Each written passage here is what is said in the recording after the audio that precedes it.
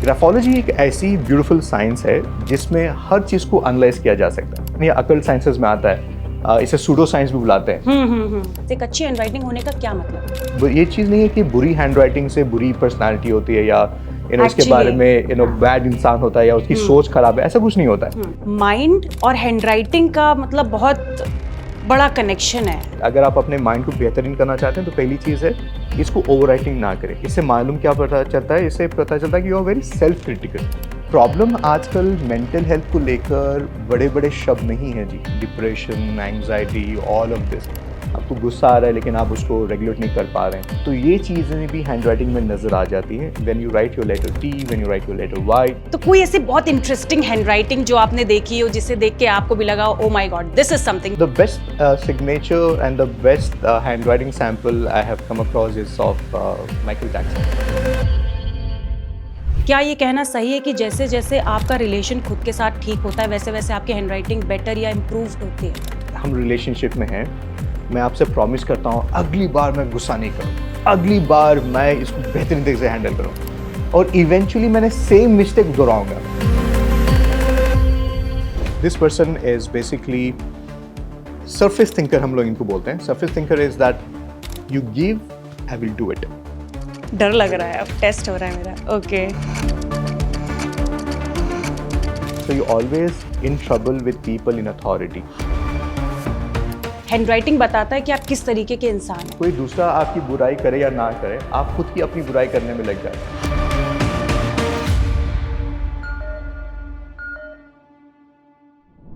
Hi, my name is Imran Beg. I'm a handwriting analysis coach and you're watching me on FitTak.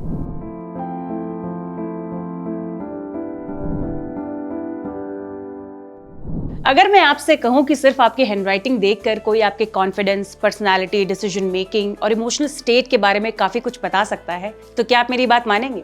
और अगर मैं ये भी कहूं कि अपनी हैंडराइटिंग में छोटे छोटे चेंजेस कर कर आप अपनी हैबिट्स और माइंडसेट पर भी काम कर सकते हैं, तो शायद ये भी आपको थोड़ा सा अनबिलीवेबल लगे। नमस्कार दोस्तों, मैं हूं अंशिका और आप देख रहे हैं फिट तक का वीकली हेल्थ पॉडकास्ट प्रॉब्लम क्या है, जहां हम हेल्थ, माइंडसेट और पर्सनल ग्रोथ से जुड़े ऐसे टॉपिक्स लेकर आते हैं जो शायद आपने पहले कभी इस नजरिए से नहीं सुने होंगे। आज हम बात करने वाले हैं एक ऐसे सब्जेक्ट की जिसने सालों से लोगों की क्यूरियोसिटी भी बढ़ाई है और डिबेट्स भी क्रिएट की हैं, हैंडराइटिंग एनालिसिस यानी ग्राफोलॉजी। क्या हैंडराइटिंग सिर्फ लिखने का तरीका है या फिर ये हमारी पर्सनालिटी, बिहेवियर और माइंडसेट का एक रिफ्लेक्शन भी हो सकता है? क्या स्ट्रेस, एंग्जाइटी, कॉन्फिडेंस या लाइफ के एक्सपीरियंसेस हैंडराइटिंग में नजर आते हैं? और सबसे बड़ा सवाल, क्या अपनी हैंडराइटिंग बदलकर हम अपनी लाइफ में पॉजिटिव चेंजेस ला सकते हैं? इन सारे सवालों पर बात करने के लिए आज हमारे साथ है मिस्टर इमरान बेग, जो एक हैंडराइटिंग एनालिसिस कोच हैं और काफ़ी सालों से लोगों के साथ ग्राफोलॉजी और ग्राफोथेरेपी के थ्रू काम कर रहे हैं। तो चलिए स्वागत करते हैं। So Imran, welcome to the show. Thank you, Anshika. Excited to be here. Even I'm so much excited to know about this whole entire handwriting analysis. So what it really is, I mean, this is something which is very new for people. कि ये चीज़ होती क्या है, कि handwriting से कैसे कोई लोगों के बारे में इतना जान सकता है? So if you could just tell us about it. Handwriting देखने से आपकी कितनी शादियाँ होगी, कितने पैसे आपको मिलेंगे, कितने बच्चे होंगे, ऐसा लोगों को लगता है कि मालूम होगा। ओके। लेकिन ऐसा कुछ होता नहीं है। हैंडराइटिंग से आपकी पर्सनालिटी के बारे में, व्यक्तित्व के बारे में मालूम कर सकते हैं। तो टेक्निकली अगर कहा जाए तो handwriting is not hand writing, it is actually the mind writing. तो why do I say that is because Anshika, अगर आप अपना हाथ ऐसा ऊपर उठाएं एंड थोड़ा सा ऐसा मूवमेंट करें, सो अगर आपको ऐसा मूवमेंट करना है तो your brain actually speaks to your hand and that's how you're making this movement. Yeah. So the entire communication happens through something called as neuro pathways. Okay. So neuro pathways simple C language में समझाया जाए, अगर आपको कोई भी mosquito bite भी हो आपके बॉडी पे, आपके ब्रेन को स्पेसिफिकली मालूम होता है कि कहाँ पे आपको इरिटेशन हो रहा है, कहाँ पे आपको दर्द हो रहा है। So that's how the neuro pathways connected to the entire body. So जब आप लिख रहे हैं तो आपको लगता है कि आपका हाथ लिख रहा है, it's basically the brain which is controlling the hand and that's how the handwriting is coming onto the paper. ये मैं इसलिए कह रहा हूँ and I'm sure the audience can also validate this. I have personally worked with people who have lost their hand, some people who are in army, some people who met with an accident and lost their writing hand and they started, training the other hand to write. I have personally worked with a child जो करीबन 7th standard में था, जो electric wire के साथ electrocuted होकर अपने हाथ खो चुका था। तो उसको पैर से लिखने की ट्रेनिंग दी गई और 10th स्टैंडर्ड में वो 60% लेकर क्लियर हुआ। तो ये सब चीज़ें हो सकती हैं because brain is the blueprint. हमें लगता है कि हैंड राइटिंग है, लेकिन एक्चुअली वो माइंड राइटिंग होती है। Oh my God. And Imran, I just wanted to understand something like in the ji. world where every parent is telling you to pursue engineering, ji. be a doctor, be something, anything. How did you choose this path? What was so interesting about it? Well, it's a blessing, I should say. I know मैं भी एक ऐसे era से आता हूँ जहाँ पे या तो आप डॉक्टर बनेंगे या तो इंजीनियर बनेंगे या तो कुछ स्पेसिफिक। UPSC, हाँ, and IPS, IAS officer. But मैं भी कंप्यूटर ग्रेजुएट हूँ। अगर आप मुझसे पूछें कि मेरी क्वालिफिकेशन क्या है, तो I am a bachelors degree holder in computer application. Okay. मैंने अपनी ज़िंदगी के 3 साल बिताए समझने के लिए कि मैं यहाँ पे कुछ नहीं करने वाला हूँ। Only to figure out कुछ Only नहीं to करने figure वाला. out, इसमें कुछ नहीं करने वाला हूँ। Great. So that I'm not good at machines, I'm good with human beings. Okay. तो and I was blessed enough. My dad who is no more, मैं आपसे एक शेयर करना चाहता हूँ कि मैं कैंपस रिक्रूटमेंट हो रहा था, तो मैं कैंपस रिक्रूटमेंट का हिस्सा था और जहाँ पे मेरे पास 3 कंपनीज के ऑफर लेटर्स थे। हाँ. तो मैं घर आया और मैं बहुत खुश हुआ कि मेरे पास ऑफर लेटर्स थे। मैं डैड को दिखा रहा था। So dad was not excited, I was excited and dad was still not excited. So I went back, मेरे रूम में मैंने नोटिस बोर्ड पे चिपकाया वो ऑफर लेटर को। I am sure you could relate to that. And I still wanted to figure out कि dad क्यों खुश नहीं है। 3 ऑफर लेटर्स हैं और 3 से एक से बढ़कर एक ऑफर था। So dad said something very beautifully that moment. He said, बेटा अपने लिए तो हर कोई तो जी लेगा, लेकिन दूसरों के लिए भी जीना सीखना चाहिए। So I said, you got your job, I get that, but can you become somebody who can actually create jobs for people? And that stayed with me for very, very beautifully at the longest time. And then मैंने ठान ली कि मैं कहीं काम नहीं करूँगा। अगर आप मुझसे पूछेंगे कि इमरान आपको हैंड राइटिंग के अलावा क्या आता है, मुझे कुछ नहीं आता, मैं कुछ कर नहीं सकता। तो इनफैक्ट जब पैंडमिक आया था तो I was doing offline programs. तो मैं I was the most optimistic person. 2 महीने वेट किया, 6 months वेट किया, मैं things will go back to normal and I will go back to my trainings and everything. Then I had to eventually go on online and that time I was dealing with my digital coach and he asked me, और क्या कर सकते हैं? कुछ नहीं आता। Hand writing ही करेंगे, हैंड राइटिंग ही करेंगे। So that's how it's been. I am this is part of my life for more than 22 years now. Okay. And that's how it all began. It began with me. Now I have a community of amazing people, approximately 1 lakh plus and more, spread across more than 163 cities in the world. And they are not only my students, they are my community members who are practicing the science. तो मैं तो अकेला चला था, लेकिन आज मैं proudly I can say that I have homemakers जो 20 साल से 21 साल से कुछ नहीं कर रहे थे, जस्ट होममेकर थे। आज उनके पास एक ऐसी स्किल है जिससे वो खुद अपने आप पे काम कर रहे हैं और दूसरों के साथ भी काम कर रहे हैं और दूसरों को भी सिखा भी रहे हैं और समझा भी रहे हैं इसका पावर क्या होता है। And that's the most beautiful fulfilment I have, that I have community members who are looking at a transition from a regular job to doing something to contribute back to the science and the society. And they're not only making name, fame, but also making money out of it. And I think it's a fulfillment. And जैसा मैंने शुरुआत में कहा था कि dad ने कहा, can you become somebody who can empower others? And that's what I'm doing. And I love doing this. Great. So was it like your father who was the main main character in this story, or do you have some personal story that you would want to share कि कुछ मुझे भी ऐसा लगा कि मुझे ये करना चाहिए? और why specifically this handwriting thing? कि हैंडराइटिंग से कैसे मतलब आपको इसमें करियर बनाना है, किस तरीके से आपको जॉब्स क्रिएट करनी है इस चीज़ से? जी नहीं, जब मैं कॉलेज में था तो एक बात तो पक्की थी कि मुझे कुछ एक्साइटिंग करना था जहाँ पे मुझे ज़्यादा अटेंशन मिल पाए या मैं फेमस बन जाऊँ ओवरनाइट। तो यही चीज़ें शुरू हुई थी। तो मैं I was in 19-20 years old and I was getting basically free coffees. अगर मैं किसी से मिलता तो कॉफ़ी पे मिलते, कभी लंच हो जाता, तो ऐसी अपनी ज़िंदगी ठीक चल रही थी।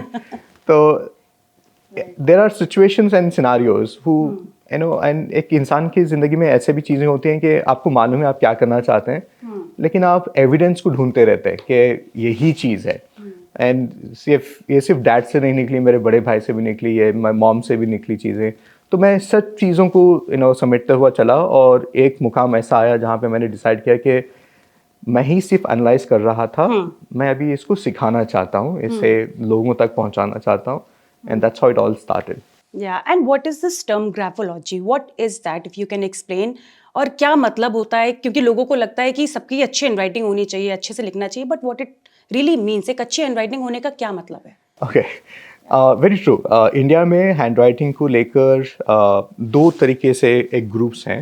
एक ग्रुप है जहाँ पे बोला जाता है कि अच्छी हैंडराइटिंग ज़रूरी है, मैं मानता हूँ अच्छी हैंडराइटिंग ज़रूरी है। एक दूसरा ग्रुप ये भी है कि बोलते हैं कि हैंडराइटिंग ज़रूरी नहीं है, forget about good or bad, they said handwriting is no more required. Yeah, So we don't actually, write enough. yeah. So one of the important questions I always get asked is, Imran, you're putting your entire life experience into something which people are not writing enough. तो उसका एक बेहतरीन जवाब है, उसे शुरू करते हैं. हाँ. Just because you're not writing enough, it doesn't mean it's not important enough. Because there's so many things in our life which we don't do enough, it doesn't mean that it's not important enough. For example, exercise, discipline, healthy eating, mindfulness, meditation, spirituality, we don't do enough. So it doesn't mean that it's not important enough. And whether you like it or not, your handwriting is such an important part of your existence, especially if you're in India, that you start your entrance exam of a school with writing. And even the topmost, exam in the country, which is UPSC, IPS, requires you to write not for 1 hour, but multiple hours. So can you see that handwriting, you may deny that it's not important, but it's defining your entrance in many ways. Number two is that handwriting is very crucial and the most organic aspect of our learning. And I'm sure, अगर आप ये podcast से पहले भी अगर बैठ के notes कर रहे थे, तो I'm sure you grab your pen, you want to write down something, and even if you have taken a printout, you'll still take that pen to make some corrections and do it. So it comes to us so naturally. तो ये handwriting के एतबार से, and ये चीज़ नहीं है कि बुरी हैंडराइटिंग से बुरी पर्सनालिटी होती है या इसके बारे में बैड इंसान होता है या उसकी सोच खराब है, ऐसा कुछ नहीं होता है. इनफैक्ट हैंडराइटिंग के मामले में the word good and the bad does not exist, ये टर्म ही नहीं है. So if you go to doctor ये नहीं बोलेगा कि आपकी गुड बॉडी है, बैड बॉडी है, उसका एक टर्म होता है healthy body, unhealthy body. So similarly handwriting में गुड और बैड नहीं होता है जी. हैंडराइटिंग में होता है legible and illegible handwriting. So ये term good and bad does not exist at all, first of all. तो अगर लेजिबल है तो उसमें कुछ क्वालिटीज होती हैं जो आपकी हैंडराइटिंग को लेजिबल बनाती हैं. और बहुत सारे लोग लिख लेते हैं लेकिन उनकी हैंडराइटिंग लेजिबल नहीं रहती है. हाँ, that's a concern to address. So I do work with children, but when I say I do work, so I have my team, I have my students who are working with children to help them कि उनकी handwriting से उनकी personality भी सुधरे और उनके academics भी बेहतर हो जाए. तो लेकिन एक रेगुलर इंसान के लिए हैंडराइटिंग एक ऐसा एक्सरसाइज है जिससे आप अपनी बॉडी के लिए जिम तो कर लेते हैं, डाइटिंग तो कर लेते हैं, लेकिन मेंटल एस्पेक्ट्स के लिए आप क्या कर रहे हैं. तो handwriting is the most beautiful stimulation to your brain. तो ये एतबार से अगर सोचा जाए. तो रही बात आपके सवाल की कि ग्राफोलॉजी टर्म क्या होता है. ग्राफोलॉजी एक ऐसी ब्यूटीफुल साइंस है जिसमें हर चीज़ को एनालाइज किया जा सकता है. इनफैक्ट हम जहाँ पे अभी बैठे हुए हैं, ये रूम का जो शेप है और यहाँ पे जो कलर्स हैं, यहाँ पे जो every element can be analysed, including the colours, the shapes, the angles. And handwriting analysis graphology का एक बड़ा हिस्सा है. सो इसमें ज़्यादा रिसर्च हुआ है, इसमें ज़्यादा वैलिडेशन है, तो इसलिए हम लोग हैंडराइटिंग को ज़्यादा यूज़ करते हैं. लेकिन बहुत सारे ऐसे भी एनालिसिस हैं जहाँ पे लोगोज वगैरह एनालाइज करते हैं, जहाँ पे कलर्स, फ्रेम, फॉन्ट्स, हर चीज़ को एनालाइज किया जा सकता है. लेकिन रिसर्च हुआ है ज़्यादातर हैंडराइटिंग पे, तो that's why I propagate that, I practice that, क्योंकि मुझे मालूम है ये काम करता है वैलिडेशन में. हाँ, दूसरा इसका भाग ये भी हो सकता है कि इमरान ये अकल्ट साइंसेज में आता है, इसे सूडो साइंस भी बुलाते हैं, क्योंकि हमारे पास इतना भी एविडेंस नहीं है कि प्रूव कर सकें ये साइंस है. बट उसका जवाब भी यह है कि this is studied under human behavior. So when you analyze and understand the psychology of a person, जितना आप वहाँ पे करते हैं उतना ही हैंडराइटिंग के एतबार से भी करते हैं. ओके. और इमरान, मैंने काफ़ी बार ये सुना है कि हैंडराइटिंग बताता है कि आप किस तरीके के इंसान हैं. जी. तो ये कितना सच है कि क्या हैंडराइटिंग सच में बताता है कि आपकी क्या पर्सनैलिटी है, और ये किस तरीके से आप आइडेंटिफाई कर सकते हो? जी. तो आपकी पर्सनालिटी बहुत सारी चीज़ों से जुड़ी होती है. एक आपके खुद के एक्सपीरियंसेस से, एक जो आप कॉन्स्टेंटली सीख रहे हैं, और दूसरे की तरफ से जो आपको फीडबैक मिलते रहता है, वो सब चीज़ें. तो हमारी पर्सनालिटी का जो डेफिनेशन है वो इंपॉर्टेंट होना चाहिए. बिकॉज जब भी हम लोग पर्सनालिटी के बारे में बात करते हैं ना, आपने श्योर इंटरव्यूज़ में भी ये सवाल आता है कि आपके बारे में बताइए, आपको अपने बारे में बताइए, तो then you start the answer with two aspects. One aspect is मुझे लगता है कि मैं ये हूँ, और दूसरा एस्पेक्ट ये है कि ये मुझे फीडबैक मिला है कि मैं इसमें अच्छा हूँ. तो ये सच कौन सा है? जो आपको लगता है वो सही है, या दूसरे जो आपके बारे में बताते हैं वो सच है? ट्रिकी क्वेश्चन है. तो एग्जैक्टली इज द पॉइंट, हमें नहीं मालूम है. So here we are very biased. Yeah. कभी कभार जब भी फीडबैक की बात आती है ना, जो भी नेगेटिव चीज होती है हम लोग उसको बहुत मानते हैं. मुझे आपने, अंशिका ने ये बताया कि ये है, आपकी तरफ से मुझे मिला, I speak like this, I perform this way, but what is the reality? तो the best example is of a doctor. If you go to a doctor, उनके पास कई सालों का एक्सपीरियंस रहता है. वो आपकी बात, आपकी प्रॉब्लम समझ लेते हैं. उनको ये भी मालूम है कि आपको क्या ट्रीटमेंट देना है. फिर भी वो अपना ट्रीटमेंट वैलिडेट करते हैं, डायग्नोसिस वैलिडेट करते हैं. कैसे? जैसे एक मेडिकल रिपोर्ट से बोलते हैं कि आपका अपना पैथोलॉजी रिपोर्ट लेके आइए, तो रिपोर्ट बिकम्स द वैलिडेशन. तो सिमिलरली अगर हैंडराइटिंग के एतबार से हम देखा जाए, तो जो आप सोच रहे हैं, जो आपको लगता है, या लोगों ने आपको अपने बारे में बताया, उसको अलग रख देते हैं. आपकी हैंडराइटिंग आपके बारे में सच ही बताएगी, बायस्ड इन्फॉर्मेशन नहीं रहेगा. तो जैसे चलिए डॉक्टर्स की बात कर रहे हैं, तो एक अच्छा सा एक एग्जांपल देते हैं, which you can actually display it also for the audience to understand. अगर आपने कभी ईसीजी देखा हो, ईसीजी, तो ईसीजी में क्या होते हैं? एक छोटी लाइन होती है, एक बड़ी लाइन होती है. हमें ये मालूम है कि लाइन स्ट्रेट होती है तो प्रॉब्लम है, थैंक्स टू बॉलीवुड, राइट? तो बट हमें ये मालूम है कि लाइन ऊपर नीचे होती रहती है. लेकिन हमें we don't know how to read that. Do you know how to read ECG? No. But a train medical professional वो लाइंस को देख के मालूम कर सकते हैं कि आपको एडमिशन की जरूरत है हॉस्पिटल में, या ट्रीटमेंट की जरूरत है, इमरजेंसी या नहीं है. सो दूसरी चीज है, ईसीजी लाइंस है. दूसरी चीज है, अगर कहीं पे अर्थक्वेक होता है, एक इंस्ट्रूमेंट है जिसे बोलते हैं रिचर स्केल. अगर आपने उसको कभी देखा होगा ना, वो भी लाइंस में ही आता है. रिपोर्ट छोटी लाइन, बड़ी line, and it shows the impact of it. तो वो भी एक लाइन ही है. तो तीसरा एग्जाम्पल है share market graph. Share market graph is also nothing but lines. Yeah. But those lines will define who's going to make money and who's going to lose money. Right. So ये सब lines को हम लोग कभी question नहीं करते, ये सब lines को कभी हम लोग validation नहीं पूछते. But handwriting is also nothing but lines on the paper. Okay. So if all these lines matters, why not handwriting? Because it is also coming from your body. ECG is also coming from your body, your heart rate and everything. So it's actually the brain, the ECG. So that's the blueprint. ठीक है, तो अभी मैं कुछ lines draw करने वाली हूँ. आप प्लीज बताइए कि क्या चल रहा है, क्या है मेरी पर्सनालिटी. तो या let's just give it a try, क्योंकि काफी इंटरेस्टिंग लगा कि कैसे आप हैंडराइटिंग से बता सकते हैं मेरी पर्सनालिटी. चलिए देखते हैं. तो I have to tell you something कि I am not a person who rights.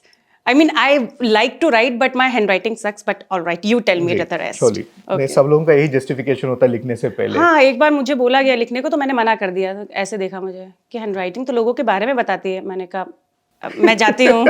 Okay. डर लग रहा है, अब टेस्ट हो रहा है मेरा. ओके. Thank you. जब भी कोई मुझे handwriting sample they, you don't have to be so nervous. Okay. I am not going to cut you open here. So it's like, yeah. Okay, thank you. So ये handwriting है. Okay, सो चलिए analyse करते हैं. तो जब भी हम कोई हैंडराइटिंग को देखते हैं, तो for me it's not about ABCD. हमारे लिए अक्षर इंपॉर्टेंट नहीं है. जिस तरीके से आपने वो अक्षर को फॉर्मुलेट किया है पेपर पे, ये इंपॉर्टेंट होता है. जैसे आपने अपना हैंडराइटिंग में बहुत सारी जगह पे आपने कैपिटल I लिखा, आपके आई डॉट्स हैं, आपके ईज, आपके जिस तरीके से आपने वो लेटर्स को कंप्लीट किया हुआ है, हर चीज़ तो आपके बारे में बताती है. तो व्हेनेवर आई मीट पीपल, मैं उनसे सवाल पूछता हूँ, आपके बारे में क्या जानना चाहते हैं. बिकॉज मैं तो आपके बारे में बहुत सारी चीज़ें बात कर सकता हूँ. करीबन 128 चीज़ें आपके बारे में बता सकता हूँ. सो ऐसी कोई ऐसी चीज़ है जो आप जानना चाहते हैं, या ओवरऑल आपको मैं बताना चाहता हूँ, which is fair enough to share on to the camera, we can do that way. One of the things I see about Anshika is that if I am working with her, अगर उनके साथ मैं काम कर रहा हूँ, she always like to have the final say in everything. And if at all I'm sitting down for negotiation with her, I let her win, because anyway she's not going to allow me to win. Because अगर मैं उनको 50% of भी बता दूँ, वो बोले ना 50 ठीक है, लेकिन मुझे 55 ही चाहिए. 55 ही चाहिए. So the idea is about you want to have the final say in the matter.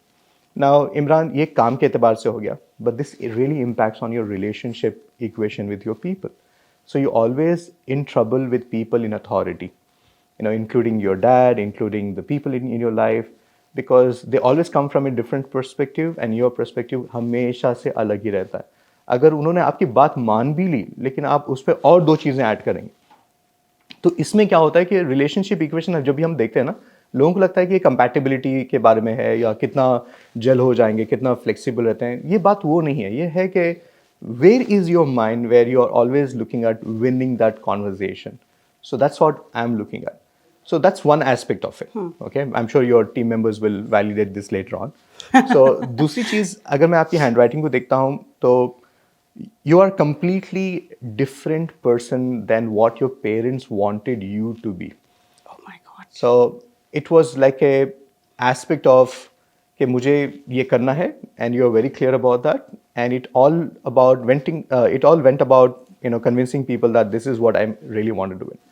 तो इससे और एक चीज़ आपके बारे में ये भी मालूम होता है कि the leadership qualities, the aspects of it.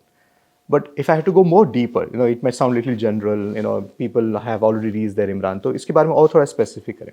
तो अगर आपकी मैं हैंडराइटिंग देखूँ तो आपकी बॉडी के बारे में, आपके माइंडसेट के बारे में बताना चाहूँगा. So one of the things I see in your body is that the current challenge your body might be experiencing in your life right now is that the fluids in your body are either you're taking very less of it or more of it. So something to do with your kidneys, something to do with the water fluid in your body.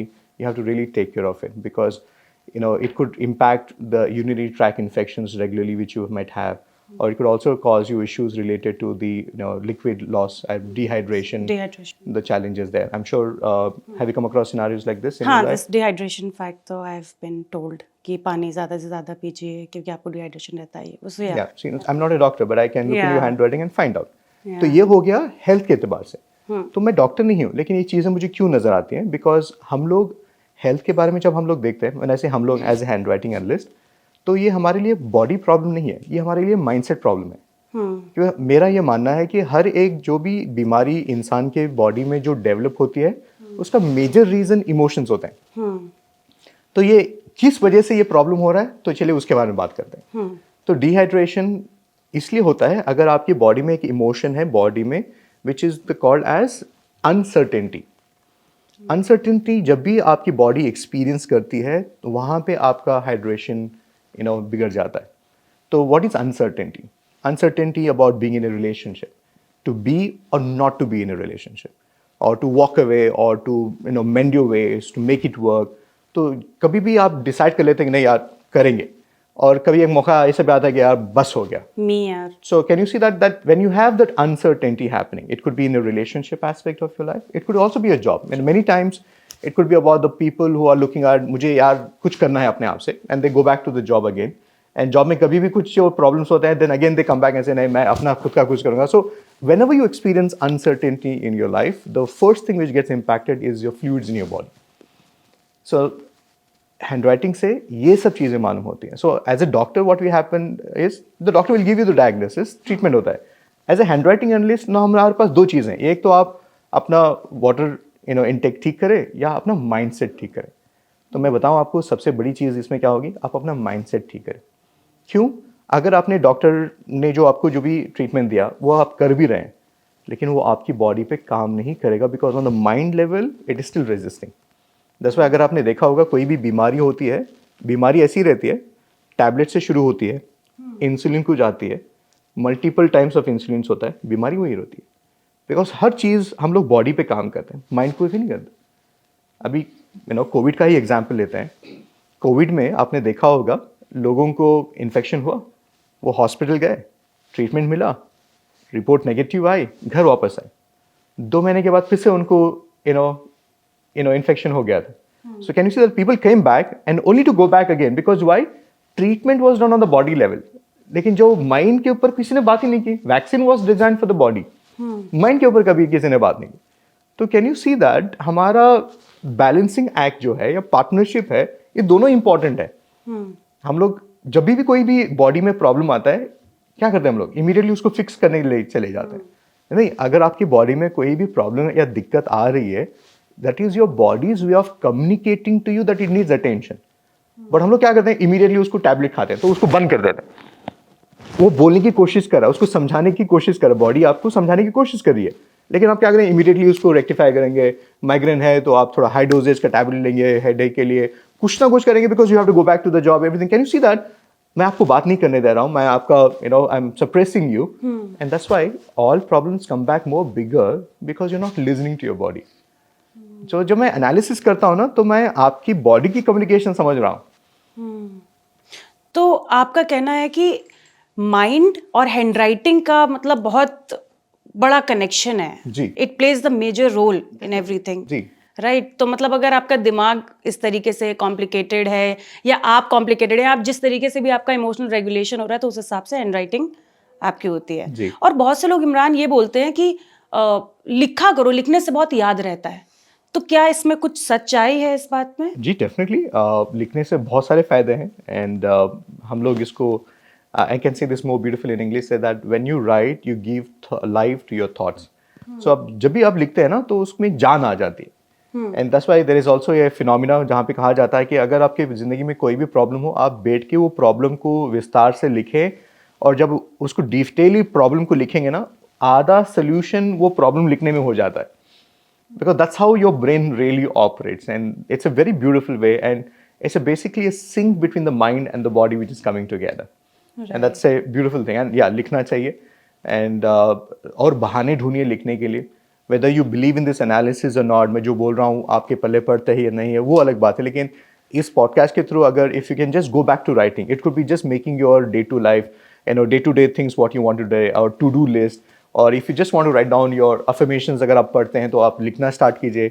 अगर आप कोई भी चीज़, even if it is a spiritual thing, even if it is a religious thing, अगर आप भगवान का नाम भी लिखना चाहते हो तो प्लीज़ लिखिएगा, बिकॉज जितनी एनर्जी बोलने में मिलती है, लिखने से भी उतनी ही मिलती है।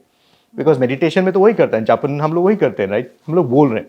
तो जब भगवान का नाम बोलने से भी एनर्जी आती है, तो लिखने से भी डेफिनेटली आती है, तो उसको लिखना भी चाहिए। यानी कि लिखने से आप इमोशनली और मेंटली दोनों तरीके से खुद को रेगुलेट कर सकते हैं। तो मैं अगर इसको और बेहतरीन तरीके से समझाऊं, आपका ब्रेन जो है ना, दुनिया का सबसे बेहतरीन फार्मेसी इंडस्ट्री है। वो अपने आप के लिए इतने सारी चीज़ें तैयार कर लेता है, कंट्रोल करने के लिए, मैनेज करने के लिए। आपको इंटरफेयर करने की ज़रूरत नहीं है। The problem right now in our life, right now we are trying to interfere in the process. Our brain knows how to deal with it. अगर आपने देखा होगा, हम जैसे बड़े हुए, अगर हमें बुखार आती थी तो हमें मालूम होता था कि 2-4 दिन लगेगी ठीक होने के लिए। तो our parents also is like, हो जाएगा बेटा, जैसे second day of the fever, third day it will be fine. But आज का क्या है, पेरेंट्स को क्या होता है, फीवर पहले दिन आए, दूसरे दिन में रेमेडी चाहिए उसका, राइट, उसमें निकल जाना है। That's why we go to the antibiotics immediately, right, we want to fix that. That's why painkillers are so much in fancy right now, because we want to immediately get out of it. We don't allow the brain to do the fighting. Yeah, and when somebody is feeling, mentally challenged, or maybe they are not feeling well, दिमाग से या मन से, तो उनको क्या करना चाहिए एग्जैक्टली? क्या कोई ऐसा तरीका है लिखने का, उस पर ध्यान देना चाहिए? गुड हैंड राइटिंग पे फोकस करना चाहिए, बैड हैंड राइटिंग पे फोकस करना चाहिए? कैसे लिखना चाहिए जिससे वो खुद को रेगुलेट कर सके, खुद के इमोशनल वेलनेस को रेगुलेट कर सके? बेहतरीन, वेरी गुड क्वेश्चन। तो जब भी आपको लगे कि आप स्ट्रेसफुल सिचुएशंस में, हमारे पास उसके 4 लेवल्स होते हैं, और जब भी मैं किसी की हैंड राइटिंग देख लेता हूँ, मुझे मालूम है कि वो कौन से स्टेज ऑफ स्ट्रेस में है, कौन से स्टेज ऑफ मेंटल अटेंशन उनकी ज़रूरत है, तो ये सब कर सकते हैं। तो दिक्कत आती है जब आप 4th स्टेज में चले जाते हो। तो पहली स्टेज शुरुआत करते हैं, जहाँ पे आप अपनी हैंड राइटिंग निकालिएगा, अभी सिग्नेचर निकालिएगा, और पहली चीज़ फाइंड आउट कीजिएगा कहीं पे आप ओवर राइटिंग कर रहे हैं क्या, और कहीं पे अगर आप अपना सिग्नेचर भी कर रहे हैं, तो जब आप अंडरलाइन करते हैं तो उसके थ्रू क्या होता है, एक नाम अपना हाफ कट हो जाता है। तो ये सब चीज़ें ध्यान रखनी चाहिए। तो इससे क्या होता है, माइंडसेट, अगर आप अपने माइंड को बेहतरीन करना चाहते हैं, तो पहली चीज़ है, इसको ओवर राइटिंग ना करें। इससे मालूम क्या पता चलता है, इससे पता चलता है कि you are very self critical.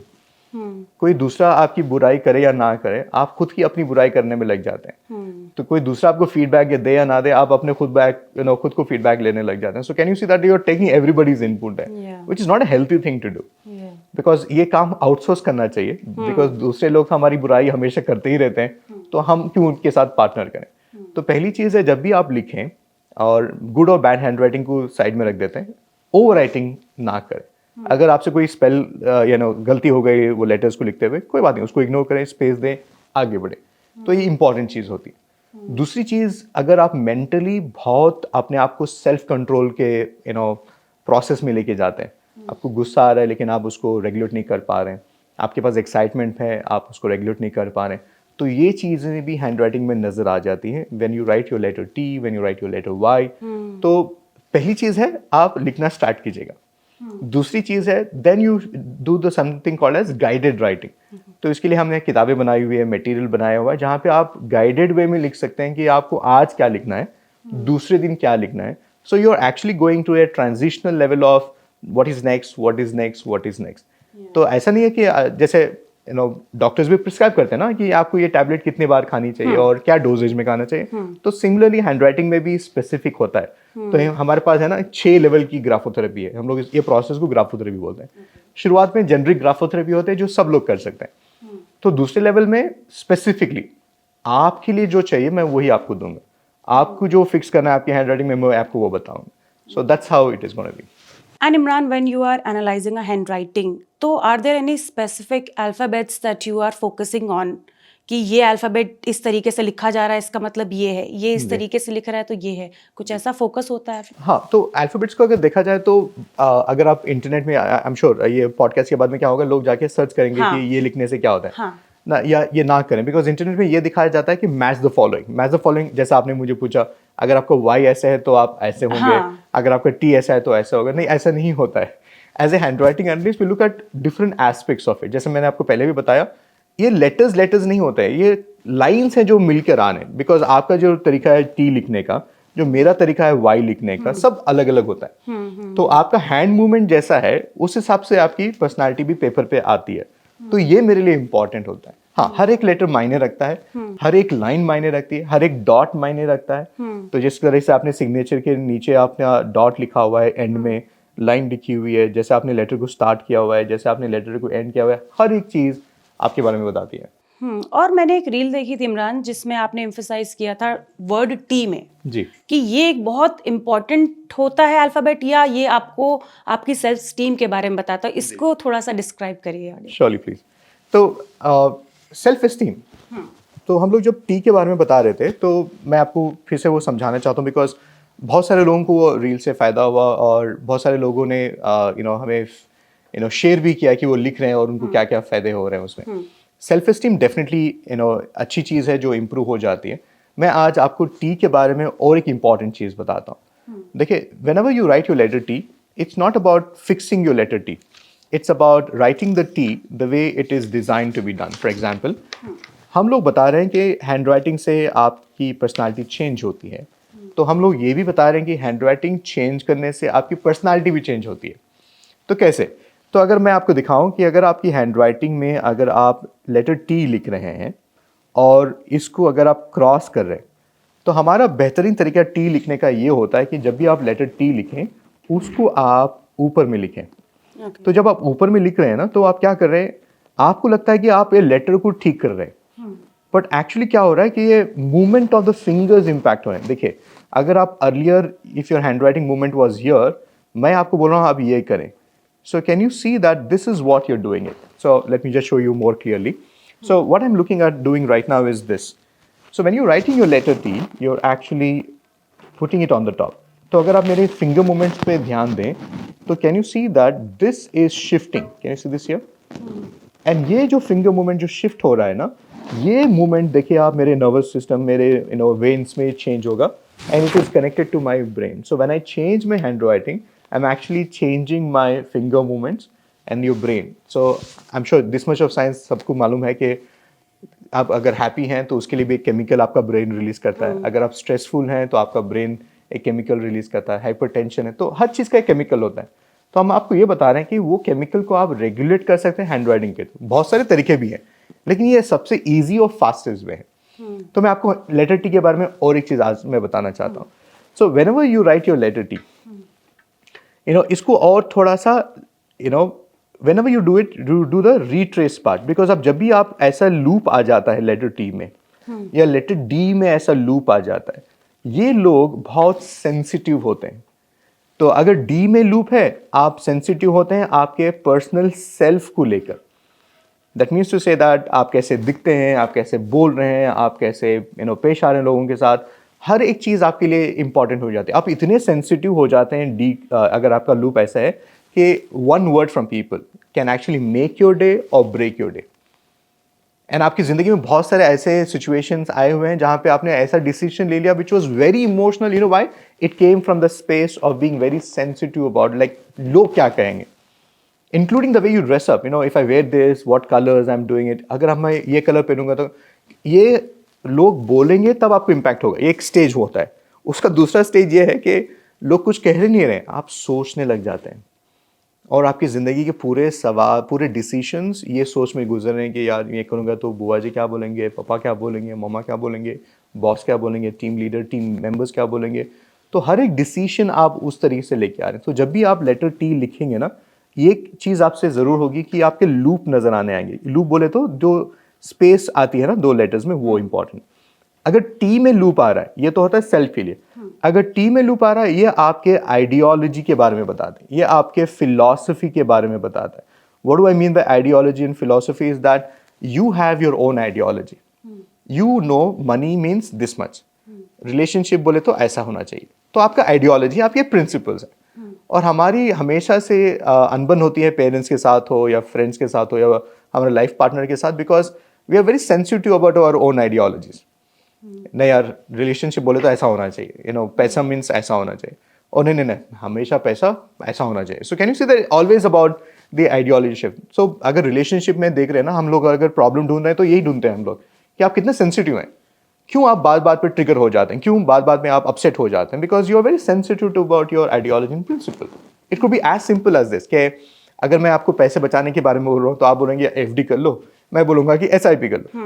सो ये बात पे झगड़ा होने के चांसेस हाई होते हैं because you are very sensitive. ये छोटी बात है, एक कॉन्वर्सेशन है, लेकिन it can go out of the proportion because you are very sensitive. It could be about dressing up. You came and asked me, Imran मैं ये पहन सकती हूँ, या ये अच्छा है, ये क्या मैं बोल सकती हूँ, क्या आई से दिस वे, ये सब सवाल ही है, कॉन्वर्सेशन ही है। बट अगर मैंने कुछ आपको फीडबैक दे दिया, वो आपके पास रह जाएगा because you are very sensitive.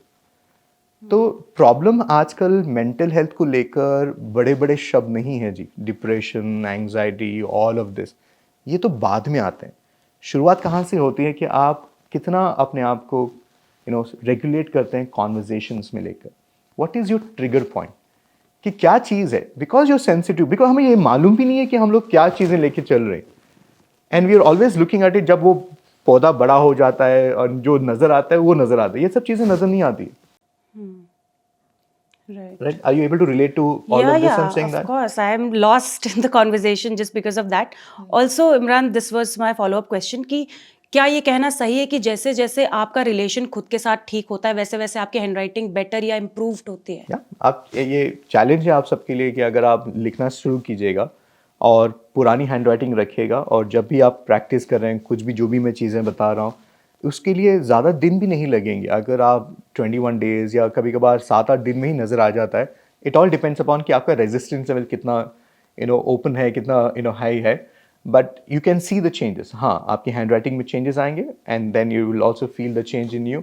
And सबसे बेस्ट चेंज मैं बताता हूँ, अगर आपने ये जो मैंने रिट्रेसिंग लूप बताया, अगर आपकी हैंड राइटिंग में ये लूप नहीं भी है, लेकिन आपको ये महसूस होता है, ये सिमरान मैं सेंसिटिव हूँ, आप इसको रिट्रेस करना शुरू कर दीजिएगा।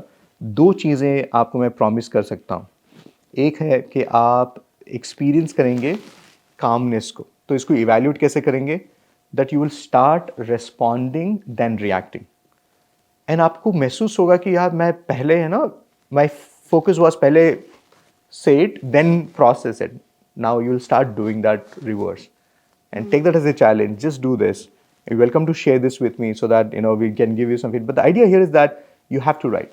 And ये सिर्फ सेल्फ एस्टीम के बारे में नहीं है, ये कॉन्फिडेंस के बारे में नहीं है, ये इंटरनल रेगुलेशन के बारे में है। बिकॉज मैं आपसे बात कर रहा हूँ तो ये मेरा फर्स्ट भी बनता है कि मैं कुछ चीज़ें हैं जो आपको काम डाउन करेंगे। सो ये चीज़ है। दूसरी चीज़ है, अगर आप अपनी हैंड राइटिंग में लेटर आई लिख रहे हैं, वो डॉट बनाइए उसका, और जितना हो सके उतने क्लोज लेके आने की कोशिश करें। So it's not just about writing the J also, it's just the dot there. So if I have to just go back to your hand writing which we start looking into it, yeah. So can you see that the good thing about you is that can you see आप जितने भी हरी में लिखे, आपके dots एकदम picture perfect dots हैं। Can you see that there? Many times अगर regular इंसान लिख रहा है ना, तो क्या होता है कि डॉट लिखते हुए हमारी एक छोटे से टेल निकल आती है ऐसे वाले, बट आपकी हैंड राइटिंग में वो नजर नहीं आ रहा है, right? So can you see that whenever you see the dot, it's actually very, very picture perfect dot. So this also says something about you, that you pay a lot of attention to details.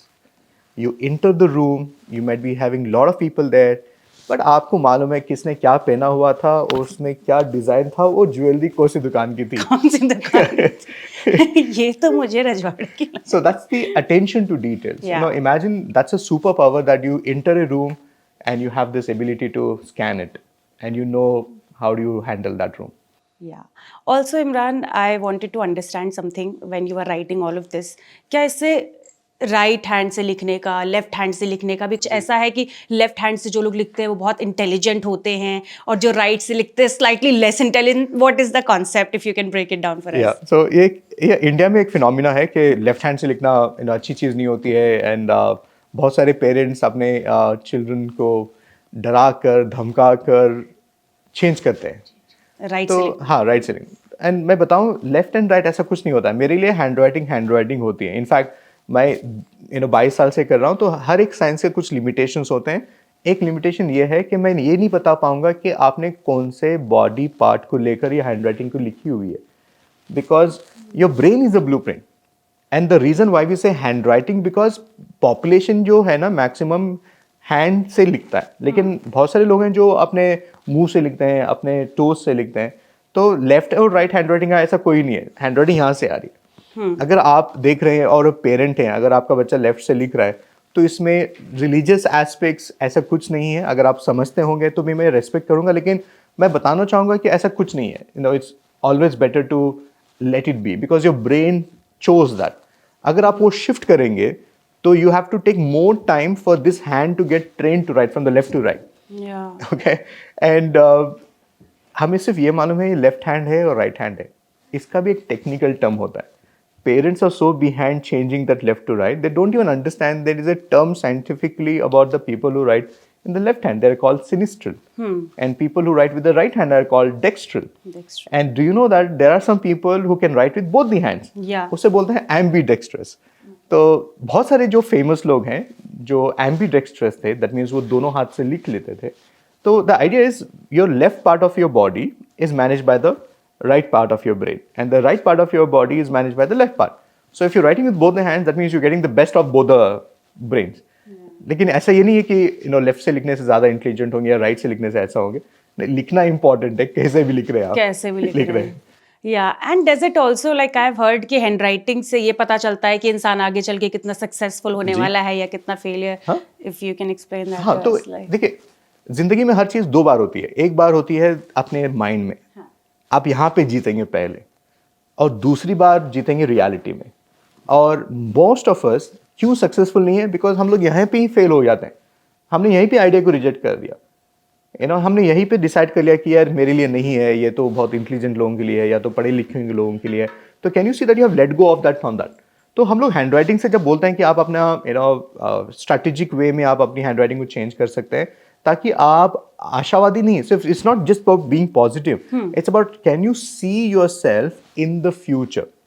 Simple सा example, अगर आप आपकी hand writing के साथ में यहाँ पे बैठे हुए हैं, तो जब भी आप हैंड राइटिंग को लिखेंगे तो हैंड राइटिंग को हमेशा से कोशिश कीजिएगा कि उसमें जोन्स बने। देखिए, अगर मैं लेटर लिख रहा हूँ ई और एल और वाई, सो ये जब भी मैं लिख रहा हूँ तो हर एक लेटर जो ऊपर जाना चाहिए बेहतरीन तरीके से डिफाइन होना चाहिए, और जिस तरीके से नीचे जाना चाहिए उस तरीके से डिफाइन होना चाहिए। तो अगर ये होता है तो हम लोग इसको बोलते हैं zonal hand writing. That means hand writing defined है। लेकिन बहुत सारे लोग क्या करते हैं, आपकी हैंड राइटिंग में जो एल है, जो ऊपर जाना चाहिए था वो यहीं तक ही गया, और जो वाई जो था, जो नीचे जाना चाहिए था, वो यहीं तक ही गया। Can you see that it is very much within this two, but if I draw your line here, can you see that is defined. तो अगर ये इंसान मेरे से मिले जिसकी हैंड राइटिंग ये नॉन जोनल हो गई है, तो मैं बता सकता हूँ this person is not able to see himself in the future. इसका मायना क्या होता है? अगर मैं आपसे सवाल पूछूं कि आप अपने आप को कैसे देखते हैं 2 महीने बाद, 6 महीने बाद या साल के बाद, तो ये मालूम उसके पास जवाब नहीं रहेगा, because he is not able to see himself in the future. Then वो थोड़ा फिल्मी स्टाइल में आंसर कर सकते हैं कि I love to take life as it come, जैसे आएगी देखा जाएगा, आज के लिए जी लेते हैं, कल का कल देखेंगे. तो this is more scary, because अगर आप आज जो डिसीजन ले रहे हैं और ये डिसीजन के लिए अगले दिन क्या उसका रिपरकशन होगा, अगले महीने उसका क्या रिपरकशन होगा, अगर आप वो सोच नहीं रहे हैं तो ये बड़ी बात है, ये फिक्र वाली बात है. बिकॉज आपको मालूम होना चाहिए कि अगर मैं आज कोई डिसीजन ले रहा हूँ, तो इसको मैं बेहतरीन तरीके से अंग्रेजी में समझा सकता हूँ. You're taking actions today without actually realizing the repercussions of it in the future. And that's a scary part. So it's important that whatever decisions you take today, you need to be knowing. I'm not asking you to predict the outcome of the decision, but at least take it for tomorrow. And that's what the problem here is. So that's why when I saw in your handwriting, I want, one correction if I had to suggest you, one correction if I have to, tell you to take it off, would be to have your handwriting in the most zonal way. Yeah. So write it in a more zonal way. So what do I mean by zonal way is, if you're looking at anchor, this is the word anchor, and look at this, the H could have gone more higher up. Yeah. And if you're writing your, making, the Y could have gone more down. Yeah. So you need to define your zones. So if you go through the policy of let me take life as it comes, जैसे आगे देखा जाएगा. So now you're handing over to the unknown, like you're handing over to the surprise elements right now. Okay, yeah, I don't know how it happened. No, you know how it happened because you did not take any action today. You did not say yes today. You did not say no today. And one of the reasons why we have certain challenges in relationship is because you did not say. So if you look into every aspect, जैसे मैंने देखा ना, मुझे मालूम है कि मुझे अगर आपको सजेशंस देने होगी तो मैं बताऊंगा कि आप जब भी कोई भी लेटर लिखें उसको अगर आप एंकर लिखें, सो H में लूप लेके आइएगा. T और D में लूप नहीं चाहिए, लेकिन H में लूप अच्छी चीज़ होती है. And then make sure that you are writing it little taller than what you writing. It's also very important. तो अगर आप अपना Y लिख रहे हैं तो और थोड़ा इसको लंबा करके लिखें, तो that is also very important to write. तो every element of your hand writing is important for me, including the way you're ending it. Including the way you're ending it. अगर आपकी पूरी हैंड राइटिंग में देखो, मैं all of it I can identify every aspect, your relationship aspect, your physical energy aspects, your trust quotient with people, are you really good at delegation में आप अच्छे हैं नहीं हैं, आपकी रिलेशनशिप के एतबार से आप कितने कंसिडरेट हैं दूसरों के लिए, या अपनी ही बात मनवाएंगे, कितना आप सुन लेते हैं, कितना आप प्रोसेस करते हैं, हर एक चीज़ मालूम कर सकते हैं. तो हर करेक्शंस पे अगर हम लोग आने लगें तो करेक्शंस में भी वही होगा कि एवरीथिंग मैटर्स, बट इंपॉर्टेंट है कि आप पहले जोन से स्टार्ट करें. It's important that every time you right from the zonal way. Okay, अब से हैंड राइटिंग ठीक होगी जी. ओके. एंड इमरान, जब आपने कहा कि बहुत से लोग ऐसे होते हैं जो अपने दिमाग में ही आइडिया रिजेक्ट कर देते हैं, जी. तो क्या हैंड राइटिंग पे काम करने से क्या आपका वो माइंडसेट, जो आपका विल पावर है, वो स्ट्रांग हो सकता है, बेहतर हो सकता है, उसमें चेंजेस आ सकते हैं? For sure. बिकॉज देखिए, हर एक चीज़ में दो पड़ाव होते हैं. एक होता है कॉन्शियस और एक होता है सबकॉन्शियस. कॉन्शियस इज, मैंने आपको जो चीज़ें आपको बताई तो आपने मुझे बोला इमरान मुझे इस पर काम करना है, तो आपने कॉन्शियसली उसको बोला कि हाँ मैं करूँ. लेकिन ये हम लोग है ना, जब भी कोई भी चीज़ कॉन्शियस लेवल में करते हैं उसमें सक्सेसफुल नहीं रहते हैं, because it's not consistent.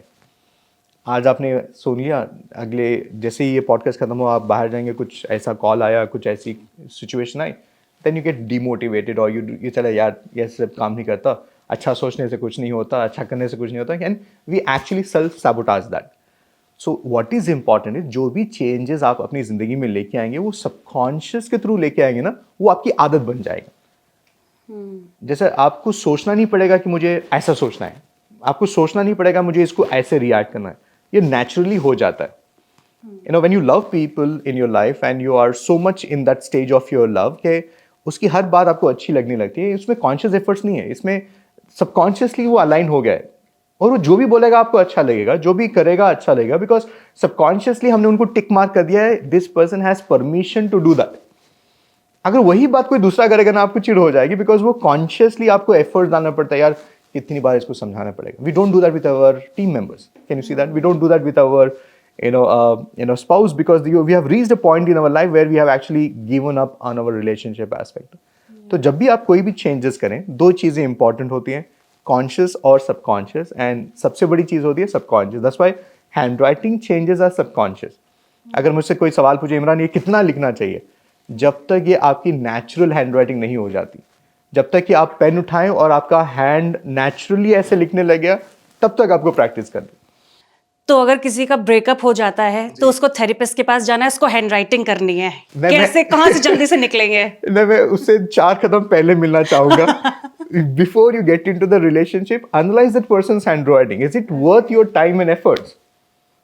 Like we Really? come in, yeah, see, in India we come from a economy which is striving on weddings. It's like a 40,000 crore budget लेके चलते हैं हम लोग wedding का इंडिया में, Yeah. and people don't even take time to plan their future by sitting down and understanding that person, because जो भी आपको वो उस इंसान के बारे में पता चलता है, जो आपको महसूस हो रहा है, या तो वो दिखा रहा है। रियलिटी कब पता चलती है? हनीमून पीरियड के बाद में ही।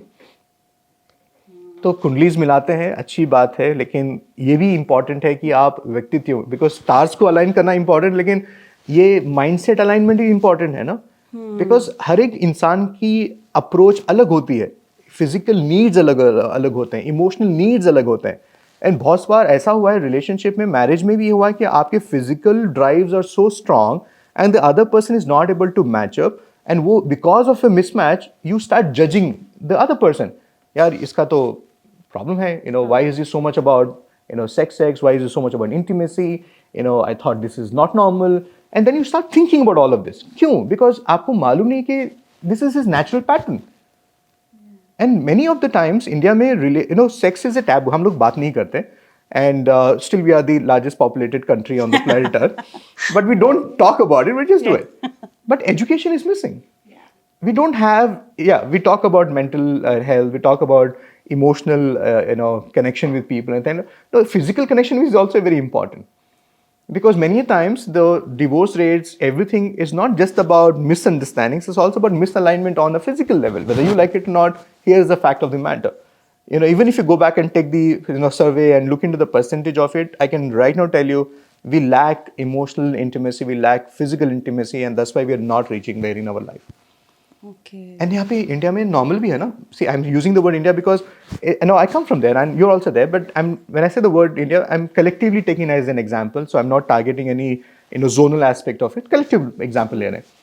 So after certain age, I come from a background where our parents forget about sharing the room. They don't even sit together and eat. Right? Yeah. Certain age के बाद. Yeah. And holding hands, walking, it's like now all of a sudden क्या है ना, हमें expectation होती है कि certain age के बाद spiritual होना चाहिए, religious होना चाहिए. नहीं, ऐसा कहीं पर नहीं लिखा हुआ है.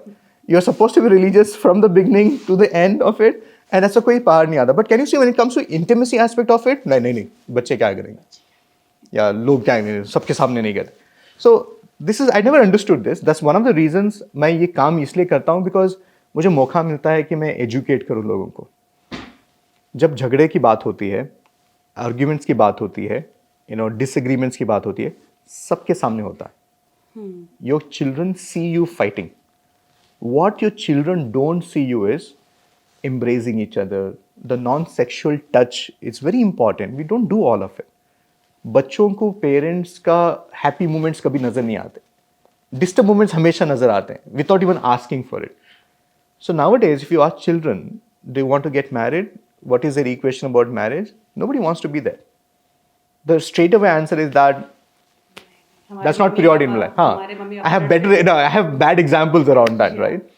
So can you see that it's important to make the child feel that mama papa ka disagreement bhi hota hai, it's part of the life, but we also sit together, we embrace each other, we feed each other, we hold hands, we sit together and watch television. These important things. Not other things, the other things which are supposed to be behind the door, it will happen there. But the idea is that this is important. And even in the relationship aspect of it, हम लोग हमेशा बोलते हैं यार you're not getting me. What do you mean by not getting me? Can you see, we use certain jargons, right? You don't understand me. So what is that which I don't understand about it? It's not working out. Yeah, it's not working out. So what is that which is not working about me? So imagine if you had all this answer. अगर आपके पास ये सब सवालों का जवाब पहले relationship से होते, ऐसा नहीं कि टेस्ट है, ऐसा नहीं कि आप तय कर रहे हैं, हैंडराइटिंग आपका डिसीजन करेगी अगर आप मैरिज करेंगे, नहीं, हैंडराइटिंग आपको ये बता देगी कि भाई this is what you are getting into. this is how this person is. Do you have enough patience to handle this person the way the person is showing up? Then go for it. Because you will lose your patience eventually. So you rather do it now than actually spending all these efforts of time and money only to Yeah. realize, yeah, this is not what I wanted. Right. Did I make some sense to you? Yeah, actually, I was about to ask, like, handwriting compatibility is very important. Red flags, green flags, sab theek hai, but first go with a pen and paper. I think on a first date, or like after how many days should we? That depends upon if you're really serious about that person and if you really want to take that next step. Yeah. When you have got all the other ticks, make this as the ultimate one. Yeah, so like handwriting is something that is very important for self-reflection. True. At the same time, partnership में भी ये बहुत हाँ तो important है. ये देखिए this is as important Anshika that आप दूसरों को इवैल्यूएट कर रहे हैं आप दूसरों के लिए डिसाइड कर रहे हैं उससे पहले आपको अपने बारे में मालूम होना चाहिए ना कि व्हाट आई वांट बिकॉज हमें लगता है कि because we have a Bollywood aspect of our relationship we have a emotional aspect of it and वो भी होता है ना कि यार ऐसा वाला रिलेशनशिप चाहिए तो आप उस पे हिसाब से बिल्ड कर रहे हैं now what you need to really understand is that what is that which you want What is your emotional intensity? मैं ये सब चीज़ें यूज़ कर रहा हूँ वर्ड्स बिकॉज ये इंग्लिश में मैं बता पाऊंगा आपकी इमोशनल इंटेंसिटी क्या है आपका इमोशनल एक्सप्रेशन क्या है आपके फिजिकल ड्राइव्स क्या है आपका ट्रस्ट क्वोशंट कितना अच्छा है ये सब चीज़ें हमें नहीं मालूम है और दूसरों के it's not about if I am looking at Anshika's handwriting whether वो झूठ बोलते हैं नहीं बोलते हैं वो अलग बात है लेकिन मैं अपने आप से झूठ बोलता हूँ ये भी इंपॉर्टेंट है ना मालूम करने के लिए बिकॉज समटाइम्स मैं अपने आप को भी झूठा तसल्ली दे रहा हूँ कि कोई बात नहीं हो जाएगा किसकी शादी में प्रॉब्लम्स नहीं होते हर रिलेशनशिप में अप्स एंड डाउन्स होता है कितना झूठ बोलते हैं अपने आप Yeah. Can you see that हम लोग in the name of being positive क्या कर रहे हैं क्या कर रहे हैं तो क्या बेसिक लिखवाना है डेट पे ये भी बता दीजिए और कौन से वर्ड पे फोकस करना है? नहीं ये चोरी छुपे नहीं करेंगे साथ में करेंगे तो Okay. इसलिए मैं I am not offering this as a consultation so please the Yeah. Best part is you have to sit in the room you have to go through this on your own because it's a matter of a decision it's Yeah. not just about relationship because it's a future which you're creating together and it can't be decided by an yes or a no or a piece of paper but it's important that you need to really be open for it see देखिए simple सा answer है क्यों करना है ये सब चीजें how badly you want this relationship to work how badly you want that person and you're going to do all that what is required अगर आपको लगेगा कि आप अपने आप में कुछ चेंज करेंगे तो so that you can be better at the other person he deserves to be that or she deserves to be that why not तो रिगार्डिंग हैंडराइटिंग एक सवाल था मेरा कि सेल्फ रिफ्लेक्शन एक बहुत ऐसी पर्सनल चीज होती है जो इंसान मन में भी कर सकता है लेकिन हैंडराइटिंग ऐसा क्या चेंज करती है उसमें कि अगर आप वही चीज सोच रहे हो एक बात है उसको आप लिख रहे हो क्या डिफरेंस है इसमें देखिए सोच होती है कॉन्शियस मैं अगर आप अच्छा सोचना चाहूँ पॉजिटिव सोचना चाहूँ आई स्टार्ट विद दैट या बट क्या होता है कि दो after certain seconds on a minute the natural pattern क्या होता है कि आज सोचने से नहीं होता हाँ देखिए अंशिका ह्यूमन बींग्स के बारे में कुछ अमेजिंग चीज मैं आपको बताना चाहता हूँ वी लव मिरेकल्स या we want miraculously a better job, miraculously a better person, miraculously more money coming in. हमें miracle चाहिए जिंदगी में, and everybody aspires for it. Everybody aspires for it. But जब miracle नजदीक में आता है और होने की कोशिश में लगे रहता है, आप वहाँ पे लॉजिक लगाने लग जाते हैं. So can you see that you're asking for one, but you're not really being able to receive one. So handwriting is not a mystic thing you're going to do it, a miraculous thing. It's basically a subconscious programming है आपके लिए. तो सोच अच्छी चीज़ है, अच्छा सोचना चाहिए. हमारे बड़ों ने भी वही सिखाया हुआ है. स्टार्ट वहीं पे होता है. लेकिन एक होता है मजल, जो आपकी मजल मेमोरी होती है, इमोशनल मजल होता है. क्योंकि अगर हम रिलेशनशिप में हैं, मैं आपसे प्रॉमिस करता हूँ अगली बार मैं गुस्सा नहीं करूँगा, अगली बार मैं इसको बेहतरीन तरीके से हैंडल करूँगा. ये कितनी बार सुना होगा आपने रिलेशनशिप में और इवेंचुअली मैंने सेम मिस्टेक दोहराऊंगा मैं राइट मैं इमीडिएटली मैं जाके बोलेगा लाइक यार last time you also said the same thing and this time is going to be different like on what basis are you promising because all of it is a conscious efforts which I am trying to do it because immediately क्या होता है मेरा जो मजल जो subconscious है ना वही आएगा जैसे कि अगर मैं आपके तरफ ये पेन फेंकूं तो आप नेचुरल आपका रिफ्लेक्स क्या होगा, आप उसको पकड़ेंगे या तो आप इसको रिएक्ट करेंगे. So that's your natural reflex. So that's a physical reflex. So if I throw something at you, you'll react. You'll try to grab it or you'll try to move away. Same thing, emotional reflexes भी होते हैं. अगर आपने गौर किया होगा ना, आप अच्छे से बात करते रहते हैं, लेकिन आपने एक वर्ड ऐसा बोल दिया, उनका नेचुरल रिफ्लेक्स एक्टिवेट हो गया. And you know that you said that and that's a trigger word. So her emotions में दो चीज़ें होती हैं. कॉन्शियस जो आप बता रहे हैं, उससे कुछ नहीं होता जी. सबकॉन्शियस में चेंज करेंगे तभी रिफ्लेक्शन में चेंज होएगा. Because your natural reflect is that you decided आज मैं गुस्सा नहीं करेगा. I am going to be very patient with my children. एक चीज वहां पे टूटी and your natural reflex happened. Shakil ji is smiling. Right. He's laughing so hard. Because and I'm sure everybody is laughing at it because आज झगड़ा करके आए हैं ना तो भाई. ये रियलिटी है जिंदगी के कि हम भी प्रॉमिस मैं ये नहीं करूंगा, ये मैं छोड़ दूंगा, I will मैं ये करूंगा, I will change. change. Yeah. So if it is not subconscious, it is not going to happen. Okay, so now when you mentioned conscious और subconscious thing, तो एक बहुत बड़ा सवाल, एक बहुत ही इंटरेस्टिंग जो बात मैं भी पूछने वाली हूँ आपसे, वो है मैनिफेस्टेशन के ऊपर. जी. कई लोगों का मानना है कि मैनिफेस्ट करने का बेस्ट तरीका होता है किसी भी चीज को सर्टेन वे में लिखना. जी. तो आपको क्या लगता है, कोई कनेक्शन है हैंड राइटिंग का और मैनिफेस्टेशन का? देखिए हर चीज, देखिए everything is important. It's a beautiful blend of it. तो अगर कुकिंग का एग्जांपल लें, अगर आप एक बार प्लेन राइस बनाना सीख लें तो बाकी की सब चीजें आसानी हो जाएंगी. शुरुआत होती है वहां से. तो even if you want to bring in manifestation which is another powerful tool. And in the manifestation the best thing which all of us follow is affirmations. आप सुबह में बात कर रहे हैं यूनिवर्स से, आप इंटेंसली बात कर रहे हैं, आप लिखना स्टार्ट कीजिए, you will see there is a huge shift happening there. हम लोग हमेशा विजन बोर्ड्स बनाते हैं, ये सब करते हैं. तो लिखिए ना कि आपको क्या चाहिए, what is that which you are aspiring to it. Because everything is important. Your conscious efforts, your subconscious efforts, the universe efforts, your the God which you believe in, everything should come together, then the magic will happen. So believe in everything. मेरे simple process है. अगर आप भगवान का नाम लेकर meditative state में जा सकते हैं, जापन कर सकते हैं, तस्बीह गिन सकते हैं, तो उसमें भी एनर्जी है.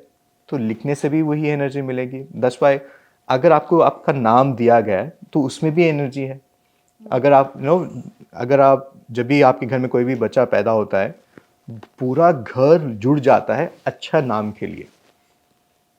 आपने हर किसी से मिल लिया, you went to the highest place, you went to the highest authority in your family, सबसे मिला, सबसे बात की, बहुत मेहनत से एक अच्छा नाम ले. ऐसा नहीं कि रैंडम नाम रखते हैं. सही है ना कि हम लोग बहुत मेहनत लगाते हैं अच्छा नाम ढूंढने के लिए. नाम तो आपको दे दिया, आप उसको कितना यूटिलाइज कर रहे हो ये इंपॉर्टेंट है ना. Many times हम अपना नाम ही नहीं सुनते because it is covered by the pet name, the love names, the Chonu, the Baba, the Munna and everything. But how many times do you hear your name, Anshika? And how many times do you say that name to your own self?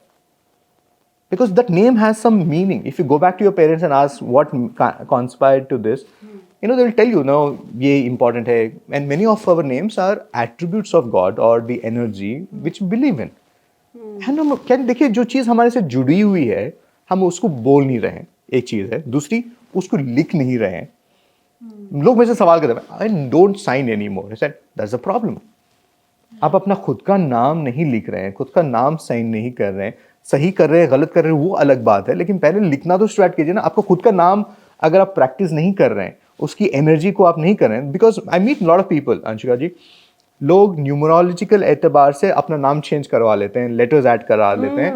मैं उसके ऊपर कुछ comment नहीं करना चाहूँगा because that's not my speciality. But उससे उनको क्यों एनर्जी नहीं मिल रही है? बिकॉज वो सिर्फ पेपर पे चेंज कर दिया ना, डॉक्यूमेंट में चेंज हो गया. क्या वो नाम को आप बोल रहे हैं? क्या आप वो नाम को लिख रहे हैं? ये भी तो इंपॉर्टेंट चीज़ है ना. Because you're not materializing, you're not internalizing it, right? It's making a lot of sense, right? Can you see that you just made a nameplate because somebody asked you to change that? Paper पे आपने नाम change कर दिया, but are you feeling that connection? Are you building that connection with your own name? Are you writing it enough? ये important चीज़ है. Yeah, I think it all comes down to the fact that you are just not thinking alone. सिर्फ आप सोच नहीं रहे हैं, I think आप उसमें effort डाल रहे हैं, consciously लिख रहे हैं, जी. isn't it? जी, सब चीज़ मिल के आएगी ना. बिकॉज हैंड राइटिंग आपको लगता है कि सिंपल चीज़ है, बट मैं आपको बताऊं इसमें 22 चीज़ें मिलकर आती हैं तभी आपकी हैंड राइटिंग ऊपर आती है। आपके मसल्स, आपके बोन्स, आपका नर्वस सिस्टम, और साथ में आपका ब्रेन भी एक्टिव है, बिकॉज आप सोच रहे हैं कि आपको क्या लिखना है। पहला डिसीजन होता है कि मुझे लिखना है, दूसरा डिसीजन होता है आप जब तक लिखते रहते हैं ना, आप अपने आप को ऑटो करेक्ट कर रहे हैं। Can you see that so much of a complex things? You're feeling it, you're also internalizing the emotion, you're also thinking that यार ऐसा नहीं ऐसा लिखेंगे. So that's why everything is important. आपको लिखना चाहिए, आपको लिखना चाहिए. I know हम लोग जब भी हेल्थ के बारे में बात करते हैं, हम लोग डाइट के बारे में बात करते हैं, क्या खाना चाहिए, क्या पीना चाहिए, क्या एक्सरसाइज करना चाहिए, योगा में क्या आसन करना चाहिए, जिम में क्या नया तरीका, पिलाटेस में क्या करना चाहिए, बहुत सारे फैंसी वर्ड्स हमें मालूम है.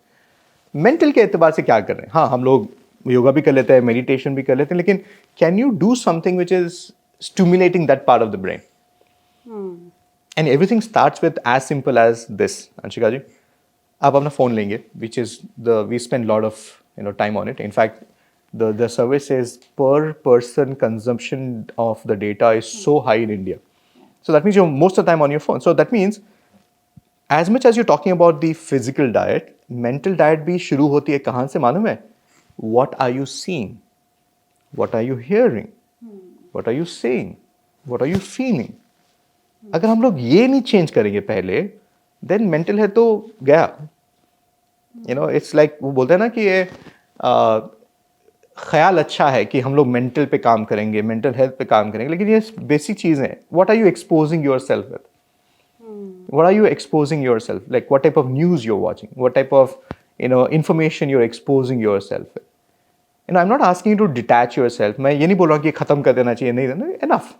But again, ये सब चीज़ें इम्पैक्ट करती हैं, क्योंकि आपने जो भी न्यूज़ में देखा, एक थॉट निकला, तो वो थॉट से क्या होता है, वो एविडेंस बनता है. तो जो भी हुआ, तो फॉर एग्जाम्पल मैं आपसे मिला और नेहा जी ने बता दिया यार अंशिका बहुत सेंसिटिव है, थोड़ा देख के बात करो.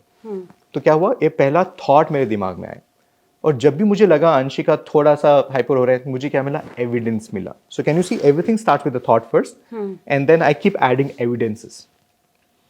And every equation you do what I am doing. तो मैं जो मुझे नेहा जी ने बताया वो बात को मैं सच करने पे लगा हुआ हूं, क्योंकि मैं एविडेंस बतौर रहा हूं.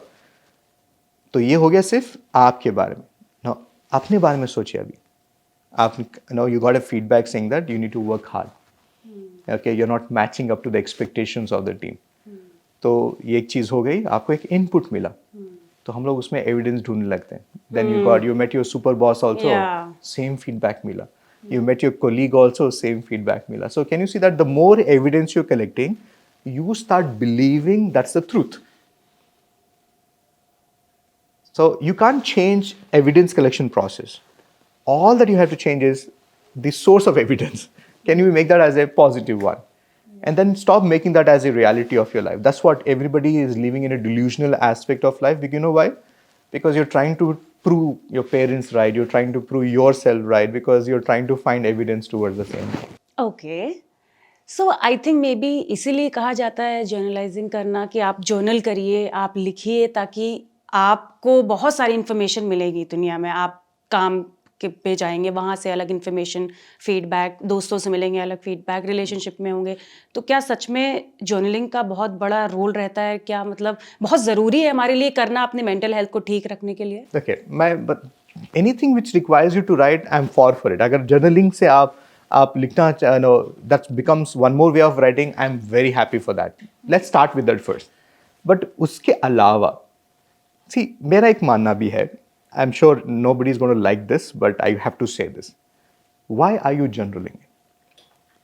आप पूरा दिन खत्म हो गया, आप बैठ के जो दिन गुजर गया उसी दिन को फिर से रिपीट कर रहे हैं, वही इमोशंस को गो थ्रू कर रहे हैं. इससे आपको क्या फ़ायदा मिला? अगर आपको सच में ही इसका फ़ायदा चाहिए, किसी से मिलिए, किसी से बात कीजिए, किसी के साथ शेयर कीजिए, ये इम्पॉर्टेंट. अगर आपको लिखना ही है तो अच्छा लिखिए, बेहतरीन लिखे. आज क्या आपने सीखा और आपने क्या उसको एक्शन किए, उसके थ्रू आपने क्या नया एक्शन लिया, उसको बिल्डअप कीजिए ना. Why are you putting in your effort जो चीज़ ऑलरेडी चले गए? Can I, okay, I had a bad meeting with you today, so I go back to the journaling and say, you know what I meant, Anshika, I wrote so I am re going through the same emotion. ना आपका कुछ भला होने वाला है ना मेरा कुछ भला होने वाला है, तो क्यों लिखना है? अगर आपको लिखना ही है, आपको लेट गो ही करना है, तो best way is talk to a human being, why talk to the book? And अगर आपको लिखना ही है तो और अच्छी चीजें लिखिए ना, कि आप आज क्या सीखा आपने, what is that which you, and when we talk about gratitude journaling भी बोलते हैं कि हम लोग what we are so grateful about, we're going to write that. I appreciate that, you know, anything to write, go for it, but again, can you do it more powerfully? Can you create something which is actually inspiring you for tomorrow, which is creating something for tomorrow? Right? Can you see that? ये कितना ये, because I know many people talk about लिखना चाहिए, इससे फायदा होता है, and Imran, what about people who don't have anybody in their life and things like that? That's a bigger problem there. Can you see that you have already resigned कि कोई नहीं है, कोई सुनता नहीं है, किसी से बात करने से कोई फायदा नहीं है, कोई जज करेगा? भाई अगर आप इतना ओवर थिंकिंग कर रहे हैं तो this is for you generally. But if your बात करने से ही तो बात बनती है ना, सो बात कीजिए ना, get that out of your system. And why you're spending the entire day, it's like आपने 3 घंटे की मूवी देखी और 3 घंटे फिर से आप वो मूवी के बारे में लिखेंगे. मुझे लगा इमरान अभी कहेंगे कि नहीं जर्नलिंग करिए लेकिन हैंडराइटिंग थोड़ा उस पर फोकस करिए, वो अच्छी होनी चाहिए क्योंकि वो मैं चेक करूंगा. उसके बाद में देखेंगे इमोशन कौन सा सबसे ज्यादा ट्रिगरिंग था, कैसे क्या हैप्पीएस्ट था, राइट? वो भी करेंगे, लेकिन शुरुआत तो इंटेंशन शो होती है ना, तो कॉन्शियस एस्पेक्ट. हाँ, अगर उसके बाद ये पहला पड़ाव, thank you for adding that. Second पड़ाव कि आप कैसे लिख रहे हैं, कितनी बार आपने अपना नाम लिखा, कितनी बार आपने how did you address your own self, right? कैसे आपने उसको रेफर किया, ये भी इंपॉर्टेंट है ना. I am a huge advocate of how much you are comfortable with your own self, how much you are so okay being the person you are. You should get okay with that first, because stop talking to the book, talk to people around you. And yeah, if at all you want to write, I have more better ways for you to give. Like I have more better questions to ask you. I have more better ways of directing your thinking, जो आपके लिए फ़ायदेमंद होगी, जो आपका future बनाएगा, जो आपकी बढ़ोतरी में काम आएगा, जो आपकी हेल्थ में काम आएगा. ऐसी चीज़ों को लिखते हैं. Okay. And now I'm coming to a very important section, very interesting to signatures. जी. उसके बारे में मुझे जानना था कि ऐसा क्यों होता है कि कुछ लोगों के सिग्नेचर्स बहुत ही सुंदर होते हैं, कुछ लोगों के ऐसे होते हैं जो समझ में ही नहीं आते. तो ऐसा क्या, like what does it define कि सिग्नेचर का क्या मतलब होता है? क्योंकि जब आपने भी मुझसे बोला कि यहाँ पे अपना साइन भी करो, तो उससे क्या ऐसी क्वालिटी है जो लोगों को समझ में आते हैं? What is the important of signature, what is a good signature, bad signature, and how should it ideally look like? या signature is basically your personality nutshell. तो अगर आपके बारे में मुझे पूरी चीज़ें समझनी है तो एक वर्ड से मैं समझना चाहूँगा, तो आपके सिग्नेचर देखिए मैं समझ सकता हूँ. एंड सिग्नेचर के 2 चीज़ें इंपॉर्टेंट हैं. एक है जो आप दूसरों को दिखाना चाहते हैं, what are you projecting, and that's the best thing about a signature, because that your signature introduces you before you introduce your self. तो अगर आपका सिग्नेचर मैंने देखा, आपके सिग्नेचर में आपका सरनेम नहीं है, सो सिर्फ आपने अपना नाम लिखा, ये भी इंपॉर्टेंट है. अगर आप मैं ये भी प्रोपोगेट नहीं कर रहा हूँ कि आपके सिग्नेचर में आपका सरनेम होना चाहिए, लेकिन जो भी आप लिखते हैं, जो भी आप जोड़ते हैं, उसकी एनर्जी आपके सिग्नेचर में एडअप होती है, और या तो डिडक्ट भी होती है. So it says a lot about you, because मैंने आपकी पूरी पर्सनालिटी को देखा हैंड राइटिंग के थ्रू, और मैंने सिग्नेचर को भी देखा, तो I reach a particular conclusion that okay this is about this way. तो ये भी होता है कि when people just right their name, and if you're coming from south of India, if you're coming from one part of India where we have also father's name added to it, or sometimes the community name added to it, region name, village name added to it, जो भी आप लिख रहे हैं, ये important है कि आप be aware that you're bringing that energy into your signature. पहली बात है. दूसरी चीज़ है, good signature bad signature नहीं होता है, scientific signature power signature होता है. So क्या आपका signature powerful है, ये important होता है. कितना अच्छा दिखता है वो भी इंपॉर्टेंट है, लेकिन ये दिखावे पर ना जाए. बिकॉज दिखावा क्यों हो रहा है? Because I am trying to show this is the best version of me, this is my projected personality. आप पहली बार मैं आपसे मिल रहा हूँ, I want my best impression to show, but I am really that person? That's also a question to ask. So don't go with the fancy thing about the signature. And many people tell me that, Imran, you're a handwriting expert, so I'm sure you have a very fancy and a very good looking signature. And I said that what I am not, why will I write that? So I want my authentic self to show up that way. So if you're writing your name, for example, if I see your signature, आपके signature में सिर्फ आप ही का नाम है, आपने कोई surname add नहीं किया है, कोई इनिशियल्स नहीं है, सब नहीं. तो टेक्निकली मैं अगर आपको दिखाना चाहूँगा, you have a image of an warrior. Warrior का मानना क्या होता है कि आपने बहुत सारी चीज़ें खुद से की, आप अपनी एज से ज़्यादा ज़िंदगी को देख लिया, समझ लिया, ऑपरेट कर लिया. So you have become that person that, and you also have reached a point in your life that people are coming to you to take their advice of their decisions, their actions of their life. So you've reached that level and people look up to you that way. But because you have reached a point in their life, you're always there for others. But बाप को ज़रूरत होती है, कोई नहीं होता, कोई नहीं आता.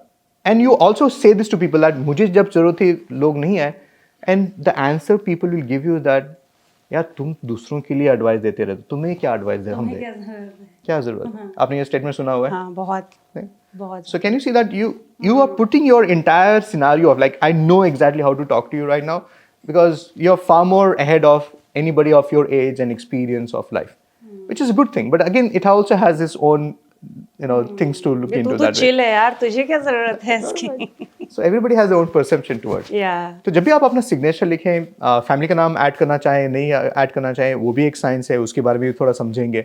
अगर आप इनिशियल्स लिख रहे हैं तो मैं आपको सिर्फ 4 चीज़ें बताना चाहूँगा सिग्नेचर के बारे में. जब भी आप साइन करें, आपके सिग्नेचर में आपका नाम होना चाहिए और वो नज़र भी आना चाहिए और वो पढ़ा भी जाए, ऐसा लिखिएगा. बिकॉज अगर मैं आपका नाम नहीं जानता, आपका सिग्नेचर मुझे देखे नजर नहीं आ रही. So it should be readable, at least partly readable. ये काउंटर कॉन्वर्जेशन में ये होता है कि इमरान इजी हो जाता है दूसरों को कॉपी करने के लिए. मैं आपको बता दूं, प्लीज लिख लीजिएगा, ऐसा कोई सिग्नेचर नहीं है जो कॉपी नहीं किया जा सकता. ओके. हर सिग्नेचर कॉपी किया जा सकता है. हमने देखा हुआ है, हमारे प्राइम मिनिस्टर से लेकर हमारे टॉप ब्यूरोक्रेट से लेकर सबका सिग्नेचर कॉपी होता है जी. ऐसा कुछ नहीं है. और कॉम्प्लिकेट मत कीजिए just because it has to be fancy. जो आप नहीं है वो प्लीज नजर आने ना दें. दूसरी चीज़ है, जब भी आप अपना सिग्नेचर लिखें, ओके चलिए आपका सिग्नेचर हम लोग थोड़ा फिक्स करते हैं. आपका जो सिग्नेचर है ना, देखिए ये फर्स्ट लेटर आपने लिखा हुआ है, ए है. ये बाकी लेटर से ये ए बड़ा होना चाहिए. कितना बड़ा होना चाहिए? At least 4 times. और ये कैपिटल लेटर है. और जैसे ही आपने कैपिटल लेटर लिख दिया, बाकी लेटर्स को आप इसमें नहीं जोड़ेंगे. So the next letter which you're writing, the N aspect of it should be not connected to the capital letter. इसको अलग ही रखें. और जब आप कंटिन्यू करेंगे, सो आप पूरा आपने लिख दिया, सो आपने N लिखा और आपने S लिखा, okay. Then you also write, आपके लेटर में H है तो हमेशा उसको लूप बनाने की कोशिश कीजिएगा, okay. Then you also have your I, make sure it's a dot, and you have a K, and then you have it. So can you see all the middle zone letters should show up that way. And when you're writing all of this, I know it's looking like, Imran, it looks like you're just, making it more legible aspect of it. No, when you keep writing this, you'll understand, because every way how you connect, देखिए आप कैसे drag कर रहे हैं. It also talks about, when I see your handwriting, I also know that, there are certain supplements or certain intake of medicines or anything which you're doing on a very regular basis, like every day you're eating something, and your handwriting is saying that to me. So do you think? Yeah. I have, yeah. So can you see that I know what type of medicines you're taking, I know what is happening, because just by looking at your signature, I know that you are actually giving your body some supplement, and it is so for longer period of time that your body has got used to it. अगर आप एक दिन नहीं खाएंगे तो आपकी body will behave differently then. Yeah. And I can find out just by the way you have signed it. Okay, so how you connect your letters, how you drag it, everything matters. So पहला letter आप capital लिखें और make sure it's at least readable. It's important, okay? And not necessarily that ये पूरा इतना ही simple सा लिखना है, but it should be at least readable. Yeah. It should be readable. And second thing is make sure that हमारे यहाँ, there are 6 things which your signature should not have, or we call that as areas of improvement. And आपके signature में ये नज़र नहीं आना चाहिए कि आपका टेम्परामेंटल कैसा है. आपके सिग्नेचर में ये नज़र नहीं आना चाहिए कि अगर आप प्रोक्रेस्टिनेट करते हैं. आपके सिग्नेचर में ये नज़र नहीं आना चाहिए कि आपके इरिटेशन लेवल्स कितने हाई. तो ऐसा हमने एक 7 चीज़ें हमने बनाई हुई हैं, which I train that in my training programme, that जो भी आपकी पर्सनैलिटी हो, अगर आपको छोटे छोटी चीज़ें जो होल्स हैं आप हमारी पर्सनैलिटी में, जहाँ पे पूरी हमारी एनर्जी, हमारे पूरे प्रोसेस लीक हो जाते हैं, ये इंपॉर्टेंट चीज़ें हैं करने के लिए.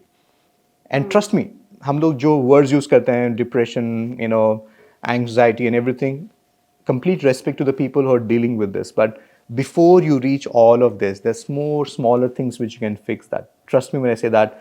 If you can take care of that, ये सब चीज़ें बाद में ठीक हो जाएगी. Okay. So I would like to ask my team to, sign something so that, we can decode it कि क्या कैसे है इसका Surely. क्या personality trait है. So if we can just take some And time. before we go there, मैंने आपके बारे में इतने सारी चीज़ें जो बताई, आप इसका वैलिडेशन दें हमें. Validation, ये जो आपने बात बोली warrior वाली, that was true. And the supplement part that you mentioned, that is also true. The dehydration part that you mentioned was also true. And yeah, so long अभी तक आपने जो बताया है बिल्कुल सही है. तो अब आप मुझे ये भी बता दीजिए कि मेरा दूल्हा कब आएगा. ये लीजिए, बताइए मेरी हैंडराइटिंग है उससे, क्योंकि आप सब तो बता ही रहे हो. कब होगी मेरी शादी, कितने होंगे मेरे, ओ सॉरी, हाथ तो आप देखते नहीं है. That's a $1 million question. तो बताइए. तो आसान से डील करते हैं. आप दूल्हा ढूंढ लीजिएगा, मैं उसको डिसाइड करूंगा, अप्रूव करूंगा, मैं वो हैंडराइटिंग के थ्रू. ठीक है, तो अब मैं कोई भी डेट पे जाने से पहले या जाने के बाद आपको दिखाऊंगी. हाँ, कि सिर्फ हमें सैंपल्स भेज दीजिएगा. एंड जब भी हमें भेजिएगा 2-4 सैंपल्स भेजिएगा, उससे पहले आप अपनी पूरी सैंपल हमें भेजिएगा, so that we will do the compatibility of that. दूल्हे राजा देख रहे हो, लिखवा के चेक करवाऊंगी. Okay, so I have something written. Surely, please go for it. My team has wrote something. तो इतना सन्नाटा क्यों है भाई? So I have the first handwriting sample. I have the name too, but I'll not read out that. But I have this handwriting sample, and rapid fire, I'm going to say 5 things about this person. The first thing about this person is that this person is very, very sarcastic. इनके पास है ना एक अच्छी चीज़ ये है कि वो एक जोक क्रैक करेंगे. एंड ऑफ द जोक किसी को ना मैसेज मिल जाएगा कि ये आपके लिए ही था. So दूसरी चीज़ ये है कि that this person is very, very stubborn. इनको ज़्यादा इन्फॉर्मेशन की आदत नहीं है. जितना चाहिए उतना ही लेंगे. एक डिसीजन कर लिया, उसके आगे नहीं जाएंगे. भाई ज़्यादा कन्फ्यूजन नहीं चाहिए, चलो इसके साथ जाते हैं. दूसरी चीज़ इंपॉर्टेंट ये है कि what amazing fluidity of thoughts हैं. इनके पास हमेशा इतने बेहतरीन वर्ड्स होते हैं कि किसको किस तरीके से बोलना चाहिए, किसको किस तरह से एग्जीक्यूट करना चाहिए, ये अमेजिंगली करते हैं. बट ये बहुत सोशली सेलेक्टिव हैं. इनके पास बहुत सारे फ्रेंड्स हैं, लेकिन जिस तरह के लोगों के साथ ये उठते हैं बैठते हैं इतने कम हैं कि आप उंगलियों में गिन सकते हैं. और बहुत सारी चीज़ें. Okay, I also see that this person is basically direct person. अगर आप इनसे बात कर रहे हैं ना, इनको स्टोरीज नहीं पसंद है. जो भी है, tell me on my face is the attitude. Okay, and 2 चीज़ें इम्प्रूव करनी है. Okay, you need to really trust people in your life. You have a very bad habit of subtracting people in your life. Number 2, what I also want you to really do is that take care of your decision making ability, because आप में एक problem ये है, आप decision पहले लेते हैं, सोचते बाद में हैं. तो इसकी वजह से आपकी ज़िंदगी में स्ट्रेस ज़्यादा है. तो ये आपके बारे में है. किसके बारे में था ये? So what is the accuracy out of 100? सब कुछ ही सही था. ये भी आवाज धीरे से आई, देखो. And now we have this one. Oh, okay, interesting.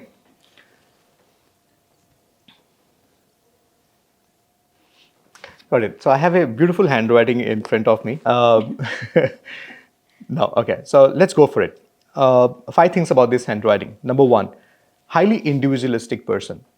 All the time, every aspect of her life or his life, this person has been always taking decisions जो लोग दूसरे नहीं कर रहे हैं, मुझे वो करना है. So the idea is everything, including the type of relationship you chose, type of lifestyle you chose, type of career you chose, will be completely different then, because your job was to make sure that you're individualistic. मुझे लोग crowd में नहीं करना है. I have to have my own identity. That's a very important thing for you. Number 2, what I see in your handwriting is that you're very frank and blunt. जो है. You don't know how to color your words. You don't know how to, take care of it. Yes, no, good, bad, it will come on the face. The problem is you're so honest and blunt with your opinions, which is good, but other people are not trained to handle that. So just take care of that. Third thing is very cautious person. Every step this person will take will be make sure measured, taken care of, and always coming from the caution and then the execution, which is very, very good. The next thing which is very important about this person is that, I'm seeing that self-admiration. If you have to look up to your own self, you always trust your instincts, you always trust your approach towards what I believe is right, and it always turns out to be true. So don't let go of it because it's fading away. So stand by that. You know what you're doing and you're very confident about that. So don't get influenced by others.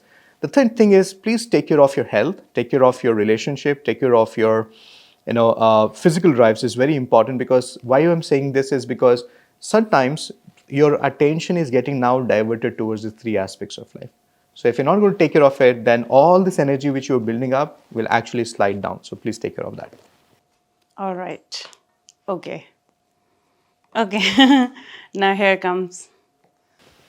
Oh, so interesting. Okay, a big pause. Okay, so because when I see the size of the handwriting, this person is basically surface thinker हम लोग इनको बोलते हैं. Surface thinker is that you give, I will do it. You don't give, I will wait for it. So अगर मैं इनको कोई भी प्रोजेक्ट दूँ या कोई भी थिंग दूँ, इंस्ट्रक्शंस दे दूँ ना, ब्रिलियंट. खुद ही से करने को बोले तो थोड़ा टाइम लग जाएगा उसमें. So maybe he is not confident, maybe he follows the protocol. So it's good one when it comes to executing that. The second thing is that एक काम पे इतना focus हो जाएगा कि बाकी चीजें में take a setback. So you're focused on one thing so much that you don't know what is happening around you. So multitasking may not really be the game for it. But one thing which is very important is that this person has amazing ability to pay attention. Like he can, वो बोलते हैं ना एक चीज को पकड़ के बैठ जाए, बाकी दुनिया में जो हो रहा है वो अलग बात है, लेकिन he will complete what has been done and walk away out of it. Okay, but he has to take care of his, or she has to take care of his health. Okay. All right. Please read this one out. Abhishek has a very beautiful combination of two things. One is he's very good with his hands. Anything to do with the hand, the coordination of the mind and the hand is brilliant. It's a superpower which you can really have. The second thing is he always gets in trouble with people in authority. So because he has his own approach towards it, it's like this: I give you the work, you will give me the result. Yeah. But if I tell you how to do the work, ये थोड़ा दिक्कत हो सकती है. The second thing about this person is that he has good fluidity of thoughts. He can be a good conversationalist, good orator.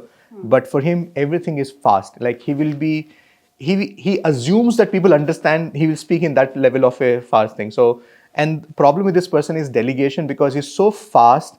So you need to really catch up with the speed at which this person operates. All right. Okay, here comes our camera journalist, Shakil. तो ये है उनका signature. Okay. Fancy. Fancy है ना एकदम. एकदम. तो चलिए इसको डिकोड करते हैं. I did not see it coming. बहुत अच्छा सिग्नेचर है. ओके, शकील भाई की सिग्नेचर में एक अमेजिंग चीज़ ये है कि उन्होंने पहला लेटर जो है एस लिखा हुआ है, बाकी अपना नाम आपके सिग्नेचर में नहीं लिखा है. So remember I was talking about that आपके सिग्नेचर में आपका नाम होना चाहिए जो नहीं है. तो दूसरी चीज़ आपके शकील भाई की हैंड राइटिंग सिग्नेचर से मुझे ये पता चलता है कि आपके पास है ना पास्ट रेफरेंसेस बहुत ज़्यादा है. पास्ट रेफरेंसेस बोले तो अगर आपने कोई बिजनेस किया होगा और आपको वहाँ पे नुकसान हो गया तो अगली बार जो भी डिस्कशन या डिसीजंस लेंगे ना, आप हमेशा वो एग्जांपल देते रहेंगे. वाट पहले भी हमने किया हुआ है, पहले भी मेरे साथ ऐसा हो गया है, पहले भी ये हो गया है. तो हर चीज़ का एक पास्ट रेफरेंस रहेगा. अगर अब मैं कोई चीज़ आपको खिला दूँ, बोले नहीं यार लास्ट टाइम खाया था मुझे इससे दिक्कत हो गई थी, यार मैं इसको कुछ, हर चीज़ में एक पास्ट रेफरेंसेस होता है और ये बहुत ज़्यादा है. तो इसमें आपकी ग्रोथ नहीं होगी बिकॉज हमेशा आप क्या कर रहे हैं, आप अपनी गाड़ी चला रहे हैं ज़िंदगी की, लेकिन आप पीछे देख रहे हैं बिकॉज पास्ट रेफरेंसेस है. तो आगे देखिए, ज़रूरी नहीं है कि एक बार गलती हो गई तो फिर से वो गलती होगी फिर से. At least trust your self, go for it. Number 2, the gap between you and your family. So the जो सरनेम है अहमद, जो फैमिली से है, वहाँ पे थोड़ी दिक्कत है, आप उसको रिजॉल्व करें बिकॉज द टाइम गैप बहुत ज़्यादा है. आप अच्छे इंटेंशन से जाते हैं लेकिन हमेशा बुरे इमोशन से बाहर आते हैं. कोई भी फैमिली गेट टुगेदर हो, जो भी मीटिंग हो, जो भी छोटी सी बात भी हो, काम को लेकर हो या रिलेशनशिप लेकर हो या फैमिली को लेकर हो, ये इम्पॉर्टेंट है कि आप इसके ऊपर फोकस करें because you need to really mend your ways with your family because he always feels that they don't understand. They don't understand. तो भाई आप अपना नाम लिखिए, कितना अच्छा नाम है आपके. हैंडराइटिंग में एस है which is a very powerful letter. And then when you write your H also make sure you can have a loop one, but I will suggest for you the H without the loop. So you just make sure then rest of the letters will follow. Yeah. You can write an S like this. You can also write an S which is like this, or you can also write an S which is just a simple S. So both of this will work. और dot भी कितना अच्छा बना है, मैंने सीखा आपसे। ठीक है। तो लेकिन सिग्नेचर में डॉट नहीं होना चाहिए, निकाल दीजिए आप Oops, इसको। समझ सिग्नेचर रहे में हैं डॉट नहीं आप? होना चाहिए, क्यों नहीं हो रहा है कम बैक, इसीलिए डॉट हटाइए, डॉट निकाल दीजिए। डॉट निकाल दीजिए। हाँ, और गलतियां जो हो गई वो पीछे रह गई, तो नई गलतियां कीजिए। नहीं गलतियां कीजिए, we all need to hear that. काफ़ी अच्छा रहा ये रैपिड फायर जो सेशन रहा हमारा, काफ़ी लोग की आपने हैंड राइटिंग आपने एनालाइज करी, सिग्नेचर्स एनालाइज किए, और काफ़ी हद तक आपने एक्यूरेसी लेवल की बात करें तो काफ़ी हद तक लोगों ने इससे रिलेट भी किया और उस पर एग्री भी किया। Loved it. Please let's just give him a clap. अब ये बताइए कि ये डॉक्टर की हैंडराइटिंग में क्या प्रॉब्लम है? ओके क्यों ऐसा लिखते हैं कि किसी को समझ नहीं आता? Okay, so doctors do right regularly Okay. And they do have a better hand writing. ये गलत स्टिग्मा है कि doctors have a bad hand writing. In fact, there was a high court which passed on a fine of 5,000 rupees for a doctor having a bad prescription. Yeah. And that happened in court of Allahabad quite some time back, 2006 की बात है. So doctors दो चीजें होती हैं, एक they are in hurry, right? So they have so many things going on, and second, the honest confession of the doctor is sometimes they're just writing the elements which is part of that medicine rather than just writing the brand name or the medicine name. So that's why the handwriting comes out that way. But it's a wrong stigma that doctors have a bad handwriting. It's just that they are categorized that way, but regular people have more bad handwriting than the doctor's handwriting. But why am I saying this is because I had an opportunity of analyzing more than 6,000 doctors' handwriting. And I was part of a activity which was done by a pharmaceutical company where I got to meet the top oncologist, top cardiologist in India, and they were attending a conference and I was analyzing their handwritings. And I say that when they sit down, when they write it, they do write regularly. It's just on the prescription it's bad. Okay, वही मैं सोच रही हूँ, handwriting ऐसी है, उसके बाद भी डॉक्टर हैं, ऐसा कुछ सक्सेसफुल नहीं है, सब कुछ It's है, just a professional demand. कोई पढ़ नहीं पा रहा है, कुछ समझ नहीं आ रहा है, मतलब क्या चल रहा है? Yeah, just to make them feel good, as in, yeah, the more bad the prescription is, the more good the doctor is. Okay, ठीक है, ये काफी नई बात अभी सीखने को मिली हमको।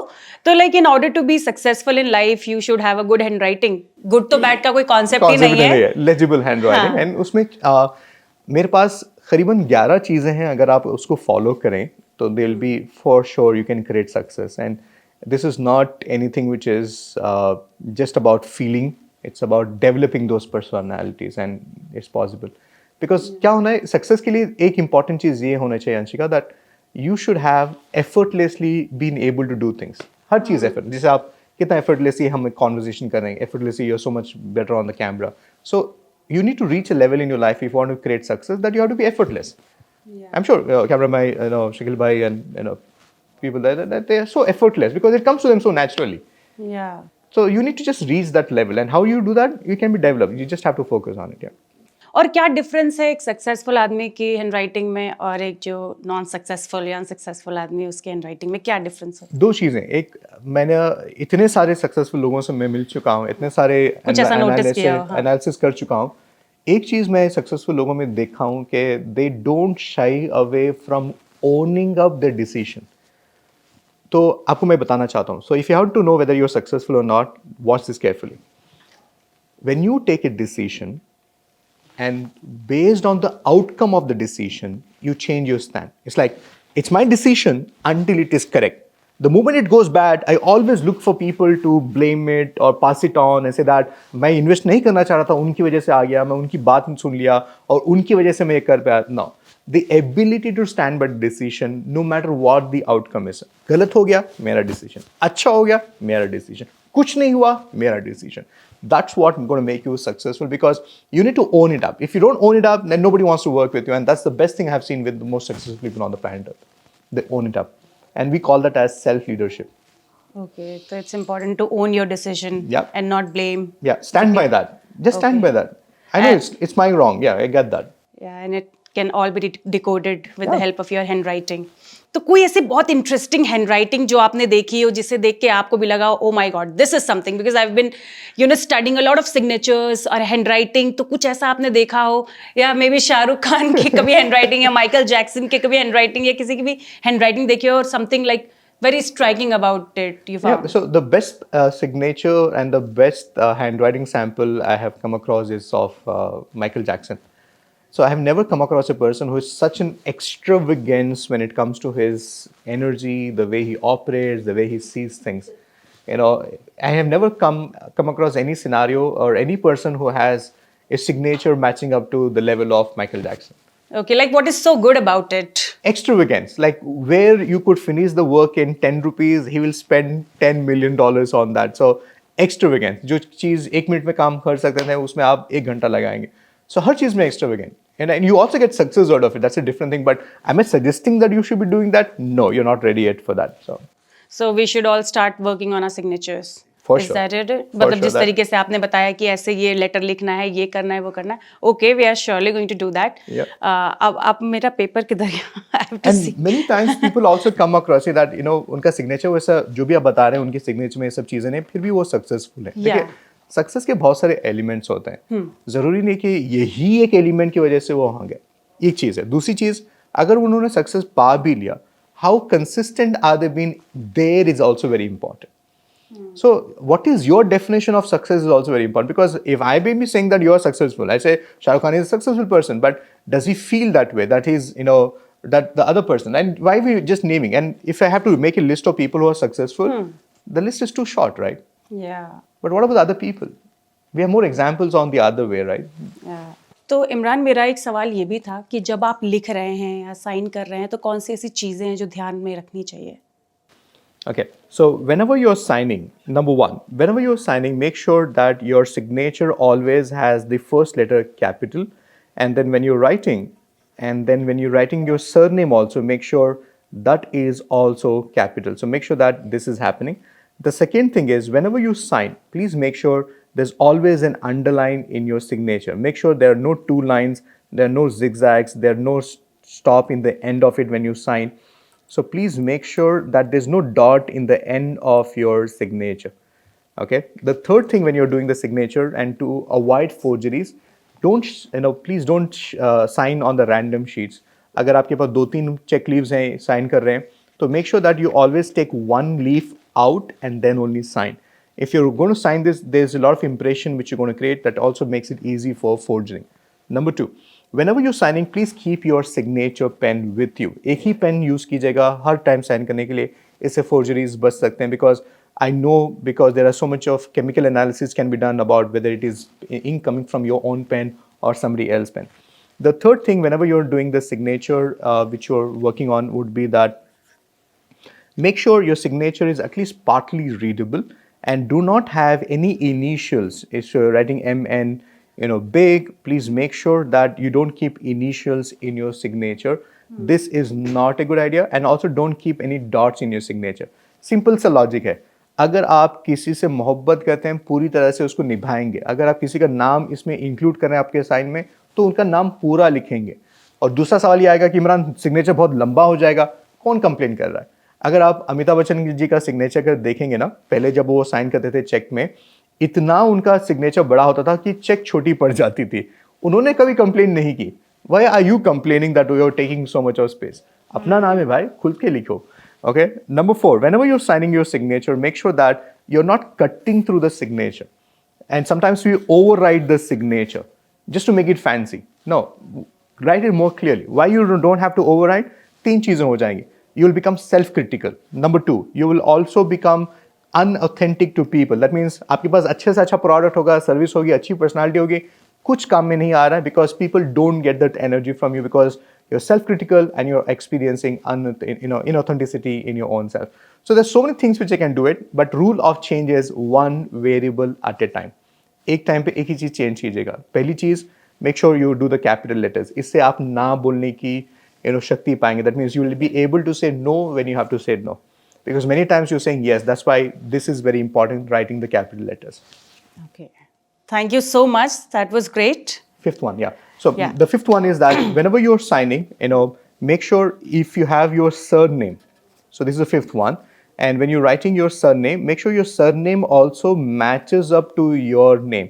Because many times क्या होता है कि आप अपना surname बड़ा लिख देते हैं, आपका signature छोटा हो जाता है और surname बड़ा हो जाता है.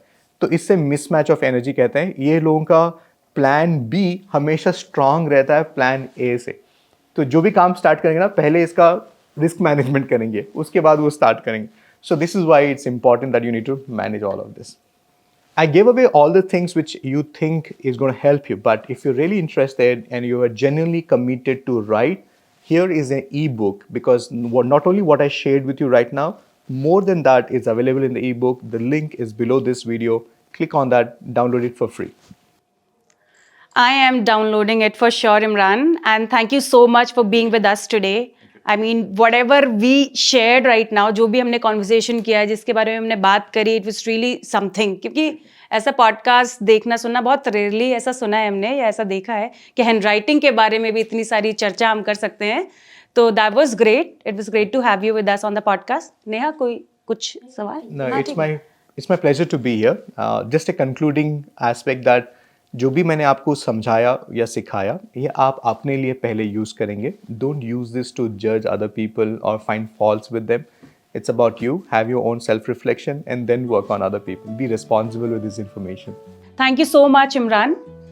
तो शायद आपने भी पहले कभी नहीं सोचा होगा कि सिर्फ हैंडराइटिंग को लेकर इतनी इंटरेस्टिंग बातें भी हो सकती हैं. अगर आप भी चाहें तो आप अपनी हैंडराइटिंग पर काम करके देख सकते हैं और खुद ऑब्जर्व कर सकते हैं कि आपको कोई डिफरेंस महसूस होता भी है कि नहीं. अगर आपको आज का ये पॉडकास्ट पसंद आया हो तो फिट तक को सब्सक्राइब करना मत भूलिएगा. मैं हूं अंशिका, मिलते हैं अगले पॉडकास्ट में. Till then keep watching Fit तक.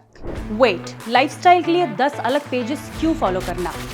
Health, fitness, yoga, mental wellness, सब कुछ एक ही जगह. फिट तक.